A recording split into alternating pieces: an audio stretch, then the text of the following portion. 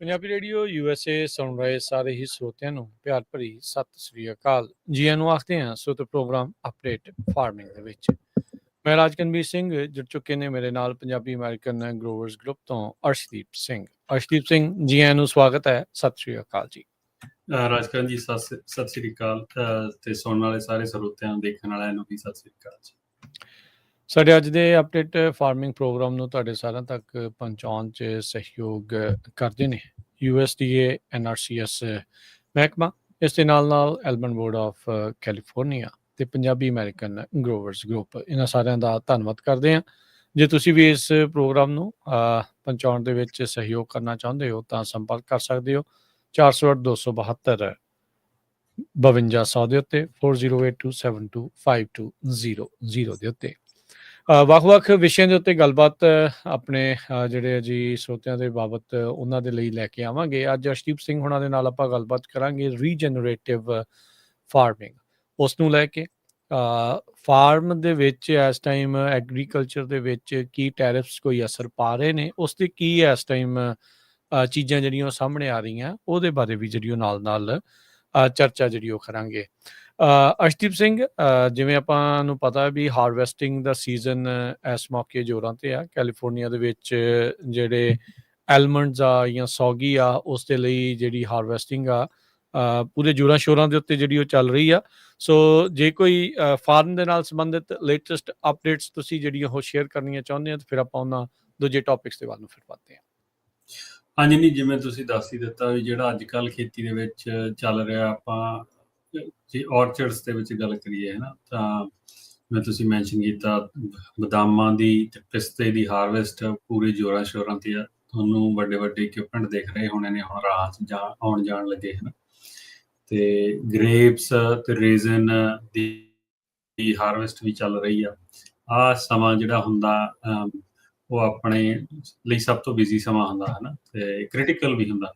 ਇਹਨੇ ਬਹੁਤ ਚੀਜ਼ਾਂ ਡਿਫਾਈਨ ਕਰਨੀਆਂ ਹੁੰਦੀਆਂ ਨੇ ਵੀ ਕਿਹੋ ਜਿਹੀ ਤੁਹਾਡੀ ਕ੍ਰੌਪ ਆ, ਕੀ ਲੱਗ ਰਿਹਾ ਹੈ ਨਾ, ਤੇ ਉਸ ਐਂਗਲ ਤੋਂ ਦੇਖਿਆ ਜਾਵੇ ਤਾਂ ਬਹੁਤ ਹੀ ਵਧੀਆ ਤੇ ਸਮਾਂ ਹੁੰਦਾ ਸਾਡੇ ਲਈ, ਐਕਸਾਈਟਮੈਂਟ ਵਾਲਾ ਸਮਾਂ ਹੁੰਦਾ। ਤੇ ਕੁਛ ਕੁ ਚਲੋ ਜਿਹੜੇ ਚੈਲੰਜਸ ਹੈਗੇ ਨੇ ਉਹ ਨਾਲ ਦੀ ਨਾਲ ਚੱਲਦੇ ਰਹਿੰਦੇ ਨੇ ਖੇਤੀ ਦੇ, ਹੈ ਨਾ, ਤੇ ਜਿਹੋ ਜਿਹਾ ਪਰਮਾਤਮਾ ਨੇ ਦੇਣਾ ਉਹ ਤਾਂ ਉਹ ਹੀ ਮਿਲਣਾ। ਤੇ ਉਸ ਤੋਂ ਬਿਨਾਂ ਜੇ ਆਪਾਂ ਦੂਜੇ ਪਾਸੇ ਨੂੰ ਦੂਜੀਆਂ ਕ੍ਰੌਪਸ ਕੰਨੀ ਨੂੰ ਦੇਖੀਏ ਤਾਂ ਜਿਹੜਾ ਹੈਗਾ ਸਿਟਰਸ ਫੈਮਿਲੀ ਸਾਰੀ, ਉਹਦੇ ਵਿੱਚ ਹੁਣ ਆ ਕੇ ਬ੍ਰੇਕ ਮਿਲਣੀ ਆ ਸਾਰੇ ਸਿਟਰਸ ਗਰੋਵਰਸ ਨੂੰ। ਆ ਜਿਹੜਾ 1.5 ਮਹੀਨੇ ਦਾ ਹੁਣ ਟਾਈਮ ਹੈ ਨਾ, 2 ਮਹੀਨੇ ਦਾ, ਅਗਲੇ 6 ਤੋਂ 8 ਹਫ਼ਤੇ ਜੀ, ਇਹ ਸਾਡੇ ਸਭ ਤੋਂ ਜਿਹੜੀ ਘੱਟ ਕੰਮ ਵਾਲਾ ਸਮਾਂ ਹੁੰਦਾ। ਤੇ ਕਿਉਂਕਿ ਹੁਣ ਸਾਡੀਆਂ ਸਾਰੀਆਂ ਜਿਹੜੀਆਂ ਰੇਹਾਂ ਸਪਰੇਹਾਂ ਉਹ ਸਾਰੀਆਂ ਮੁੱਕ ਚੁੱਕੀਆਂ ਨੇ, ਤੇ ਅਗਸਤ ਐਂਡ ਜਾਂ ਸਪਟੰਬਰ ਦੇ ਸ਼ੁਰੂ 'ਚ ਜਿਹੜੀ ਸਾਡੀ ਲਾਸਟ ਕੋਈ ਹੁੰਦੀ ਹੈ ਸਪਰੇ, ਚਾਹੇ ਕੋਈ ਉਹ ਧੁੱਪ ਤੋਂ ਬਚਾਉਣ ਨੂੰ ਜਾਂ ਕੁਛ ਵੀ ਆ, ਤੇ ਉਹ ਹੋ ਜਾਂਦੀ ਆ ਹੁਣ ਕੰਪਲੀਟ, ਹੈ ਨਾ। ਹੁਣ ਅਸੀਂ ਬਸ ਪਾਣੀ ਦੇਣਾ ਔਰਚਰਡਸ ਨੂੰ ਤੇ ਵੇਟ ਕਰਨੀ ਆ ਵੀ ਜਦੋਂ ਅਕਤੂਬਰ ਦੇ ਵਿੱਚ ਸਾਈਜ਼ ਬਣ ਗਿਆ ਸਾਰੀ ਕ੍ਰੌਪ ਦਾ, ਤੇ ਹਾਂਜੀ ਸਾਈਜ਼ ਤਾਂ ਆਲਮੋਸਟ 80 to 90% ਜਿੰਨਾ ਹੋਣਾ ਚਾਹੀਦਾ ਉੱਥੇ ਪਹੁੰਚ ਗਏ ਆ, ਤੇ ਥੋੜਾ ਜਿਹਾ ਹੋਰ ਵਧੂਗਾ ਇਸ ਮਹੀਨੇ ਦੇ ਵਿੱਚ। ਫਿਰ ਅਗਲੇ ਮਹੀਨੇ ਦੇ ਵਿੱਚ ਜਿਹੜੀਆਂ ਠੰਡੀਆਂ ਰਾਤਾਂ ਤੇ ਆਉਣਗੀਆਂ ਤੇ ਉਹਦੇ ਨਾਲ ਫਿਰ ਕਲਰ ਚੇਂਜ ਹੋਊਗਾ, ਹੈ ਨਾ। ਉਹ ਜਿੰਨੀ ਛੇਤੀ ਰਾਤਾਂ ਠੰਡੀਆਂ ਹੋ ਜਾਂਦੀਆਂ ਨੇ ਓਨੀ ਛੇਤੀ ਜਿਹੜਾ ਸਿਟਰਸ ਦਾ ਕਲਰ ਆ ਉਹ ਫਿਰ ਫੁੱਲ ਕਲਰ 'ਚ ਆਉਣ ਲੱਗ ਜਾਂਦਾ। ਤੁਹਾਨੂੰ ਯਾਦ ਹੋਣਾ ਪਿਛਲੇ ਸਾਲ ਆਪਾਂ ਉਸ 'ਤੇ ਕਈ ਪ੍ਰੋਗਰਾਮ ਵੀ ਕੀਤੇ ਸੀਗੇ ਵੀ ਅਕਤੂਬਰ ਦੇ ਪਹਿਲੇ ਹਫ਼ਤੇ ਦੇ ਵਿੱਚ ਸੈਨ ਜੋਆਕਿਨ ਵੈਲੀ 'ਚ 100 ਤੋਂ ਉੱਪਰ ਟੈਂਪਰੇਚਰ ਰਿਹਾ ਸੀ ਪੂਰਾ ਹਫ਼ਤਾ, ਤੇ ਉਹਦੇ ਕ੍ਰੌਪ ਬਹੁਤ ਡੈਮੇਜ ਕੀਤੀ ਸੀਗੀ। ਇੱਕ ਤਾਂ ਪਹਿਲਾਂ ਗਰਮੀ ਜ਼ਿਆਦਾ ਰਹੀ ਸੀ, ਉਹਦੇ ਕਰਕੇ ਸਾਨੂੰ ਕਾਫੀ ਸਾਈਜ਼ ਦਾ ਇਸ਼ੂ ਸੀਗਾ। ਫਿਰ ਇਹ ਕਲਰਿੰਗ ਵੀ ਲੇਟ ਹੋ ਗਈ, ਹਾਰਵੈਸਟ ਲੇਟ ਹੋ ਗਈ ਸੀਗੀ। ਸੋ ਉਹਦੇ ਚੈਲੰਜ ਸੀਗੇ। ਹੋਪਫੁਲੀ ਉਹ ਇਹੋ ਜਿਹਾ ਮੌਸਮ ਐਤਕੀ ਨਹੀਂ ਬਣੂਗਾ। ਸੋ ਫਾਰ ਤਾਂ ਵਧੀਆ ਚੱਲ ਰਿਹਾ ਕਿਉਂਕਿ ਮੈਂ ਆਪ ਸਿਟਰਸ ਦੀ ਖੇਤੀ ਕਰਦਾ ਕਰਕੇ ਥੋੜ੍ਹਾ ਜਿਹਾ ਜ਼ਿਆਦਾ ਵੱਲ ਧਿਆਨ ਰੱਖੀਦਾ। ਤੇ ਜਿਵੇਂ ਚੀਜ਼ਾਂ ਦੇਖ ਰਹੀਆਂ ਨੇ ਐਤਕੀ, ਜੇ ਟੈਰਿਫ ਦੀ ਵੀ ਆਪਾਂ ਗੱਲ ਕਰਾਂਗੇ ਚਲੋ ਬਾਅਦ ਦੇ ਵਿੱਚ, ਪਰ ਜਿਹੜੀ ਖੇਤੀਬਾੜੀ ਦੇ ਐਂਗਲ ਤੋਂ ਜੇ ਦੇਖਿਆ ਜਾਵੇ ਤਾਂ ਇਸ ਵਾਰ ਸੋਹਣੀ ਕ੍ਰੌਪ ਆਉਣ ਦਾ ਹੈਗਾ ਰੀਜਨ, ਅਬਵ ਐਵਰੇਜ ਕ੍ਰੌਪ ਹੋਊਗੀ। ਤੇ ਜਿੱਥੇ ਪਾਣੀ ਦੇ ਇਸ਼ੂ ਨੇ ਉਹ ਹੁਣ ਅੱਗੇ ਨਾ ਆਪਾਂ ਕਹਿ ਦਿੰਦੇ ਹੁੰਦੇ ਸੀਗੇ ਵੀ ਟਰੀ ਨੂੰ ਦੇਖ ਕੇ ਤੁਸੀਂ 20-25 ਔਰਚਰਡ ਨੂੰ ਦੇਖ ਕੇ ਅੱਡ ਏਰੀਆ ਦੇ ਵਿੱਚ ਕਹਿ ਦਿੰਦੇ ਹੁੰਦੇ ਸੀਗੇ ਵੀ ਅਬਵ ਐਵਰੇਜ ਆ, ਐਵਰੇਜ ਕ੍ਰੌਪ ਆ ਜਾਂ ਬਿਲੋ ਐਵਰੇਜ ਆ। ਹੁਣ ਜਿਹੜੇ ਐਸਟੀਮੇਟ ਲਾਉਣੇ ਕਾਫੀ ਔਖੇ ਹੋ ਜਾਂਦੇ ਨੇ ਕਿਉਂਕਿ ਉਹਦਾ ਵੱਡਾ ਕਾਰਨ ਇਹ ਆ ਵੀ ਜਿੱਥੇ ਤਾਂ ਪਾਣੀ ਦਾ ਇਸ਼ੂ ਆ, ਉਹ ਉਹਨਾਂ ਦੀ ਜਿਹੜੀ ਪ੍ਰੋਡਕਸ਼ਨ ਆ ਉਹ ਕਾਫੀ ਘਟ ਜਾਂਦੀ ਹੈ ਹਨਾ। ਠੀਕ ਹੈ। ਤੇ ਉਹ ਕਾਫੀ ਇੰਪੈਕਟ ਪਾ ਜਾਂਦੇ ਆ। ਉਹ ਹੁਣ ਉਹਨਾਂ ਤੇ ਡਿਪੈਂਡ ਕਰਦਾ ਵੀ ਵਾਟਰ ਅਵੇਲੇਬਿਲਿਟੀ ਡਿਸਟ੍ਰਿਕਟ ਦੀ ਕਿਹੋ ਜਿਹੀ ਸੀ, ਗਰੋਅਰਸ ਨੇ ਕੀ ਕੀਤਾ ਜਿਹੜੇ ਪਾਣੀ ਦੇ ਕ੍ਰੈਡਿਟ ਪੂਰੇ ਕਰਨ ਨੂੰ ਹਨਾ।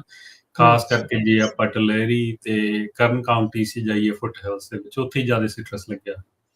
ਸੋ ਉਹ ਹੁਣ ਕਾਫੀ ਪ੍ਰੈਡਿਕਟ ਕਰਨਾ ਔਖਾ ਹੋ ਜਾਂਦਾ, ਪਰ ਮੈਨੂੰ ਇੰਨਾ ਪਤਾ, ਮੈਂ ਆਪ ਕਾਫੀ, ਮੈਨੂੰ ਹੁਣ ਪਿਛਲੇ 2 ਮਹੀਨਿਆਂ 'ਚ ਮੌਕਾ ਮਿਲਿਆ ਇੱਧਰ ਨੂੰ ਟਰੈਵਲ ਕਰਨ ਦਾ, ਫੁੱਟ ਹਿਲਸ ਹੈ ਨਾ, ਔਰਚਰਡਸ ਦੇਖਣ ਦਾ। ਜੀ। ਤੇ ਕਾਫੀ ਕ੍ਰੌਪ ਸਿਟਰਸ ਦੀ ਪੁੱਲ ਹੋ ਰਹੀ ਆ ਪਾਣੀ ਦੇ ਕਰਕੇ ਹਨਾ, ਕਿਉਂਕਿ ਪਾਣੀ ਇਨਫ ਨਹੀਂ ਹੈਗਾ। ਤੇ ਜਾਂ ਅਗਲੇ 2 ਸਾਲਾਂ ਦੇ ਵਿੱਚ ਕਾਫੀ ਵੱਡੀ ਸਿਗਨੀਫਿਕੈਂਟ ਪੋਰਸ਼ਨ ਆ ਜਿਹੜੀਆਂ ਓਲਡਰ ਵੈਰਾਈਟੀਜ਼ ਆ ਉਹ ਪੁੱਲ ਹੋ ਜਾਣਗੀਆਂ ਗਰਾਊਂਡ ਤੋਂ।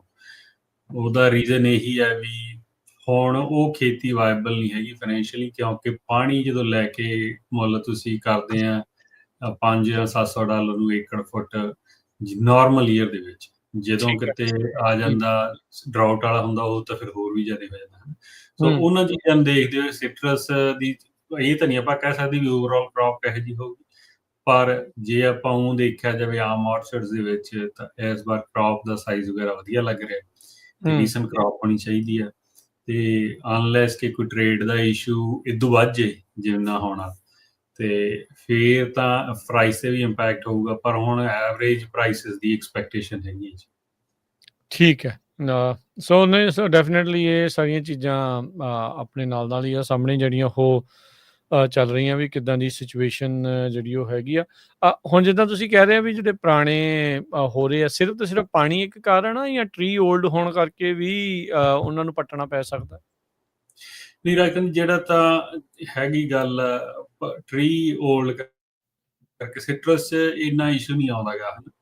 ਅੱਛਾ। ਟਰੀ ਓਲਡ ਤਾਂ ਦੇਖੋ ਸਾਡੇ ਕੋਲ 70-80 ਸਾਲ ਪੁਰਾਣੇ ਟਰੀ ਖੜੇ ਨੇ ਜਿਹੜੇ ਹਜੇ ਵੀ ਪ੍ਰੋਡਕਸ਼ਨ 'ਚ ਹੀ ਨੇ, ਵਧੀਆ ਠੀਕ ਆ। ਡੀਸੈਂਟ ਪ੍ਰੋਡਕਸ਼ਨ ਆ ਰਹੀ ਹੈ। 80s ਤੇ 70s ਦੇ ਟਰੀ ਤਾਂ ਮੈਂ ਆਮ ਹੀ ਦੇਖਿਆ ਜਿਹੜੇ ਬਹੁਤ ਵਧੀਆ ਸ਼ੇਪ 'ਚ ਨੇ ਤੇ ਵਧੀਆ ਪ੍ਰੋਡਕਸ਼ਨ, ਹਜੇ ਵੀ 30 ਬਿਨ ਕਰੀਬ ਉਹ ਕੱਢ ਰਹੇ ਨੇ ਏਕੜ ਦੇ ਵਿੱਚੋਂ।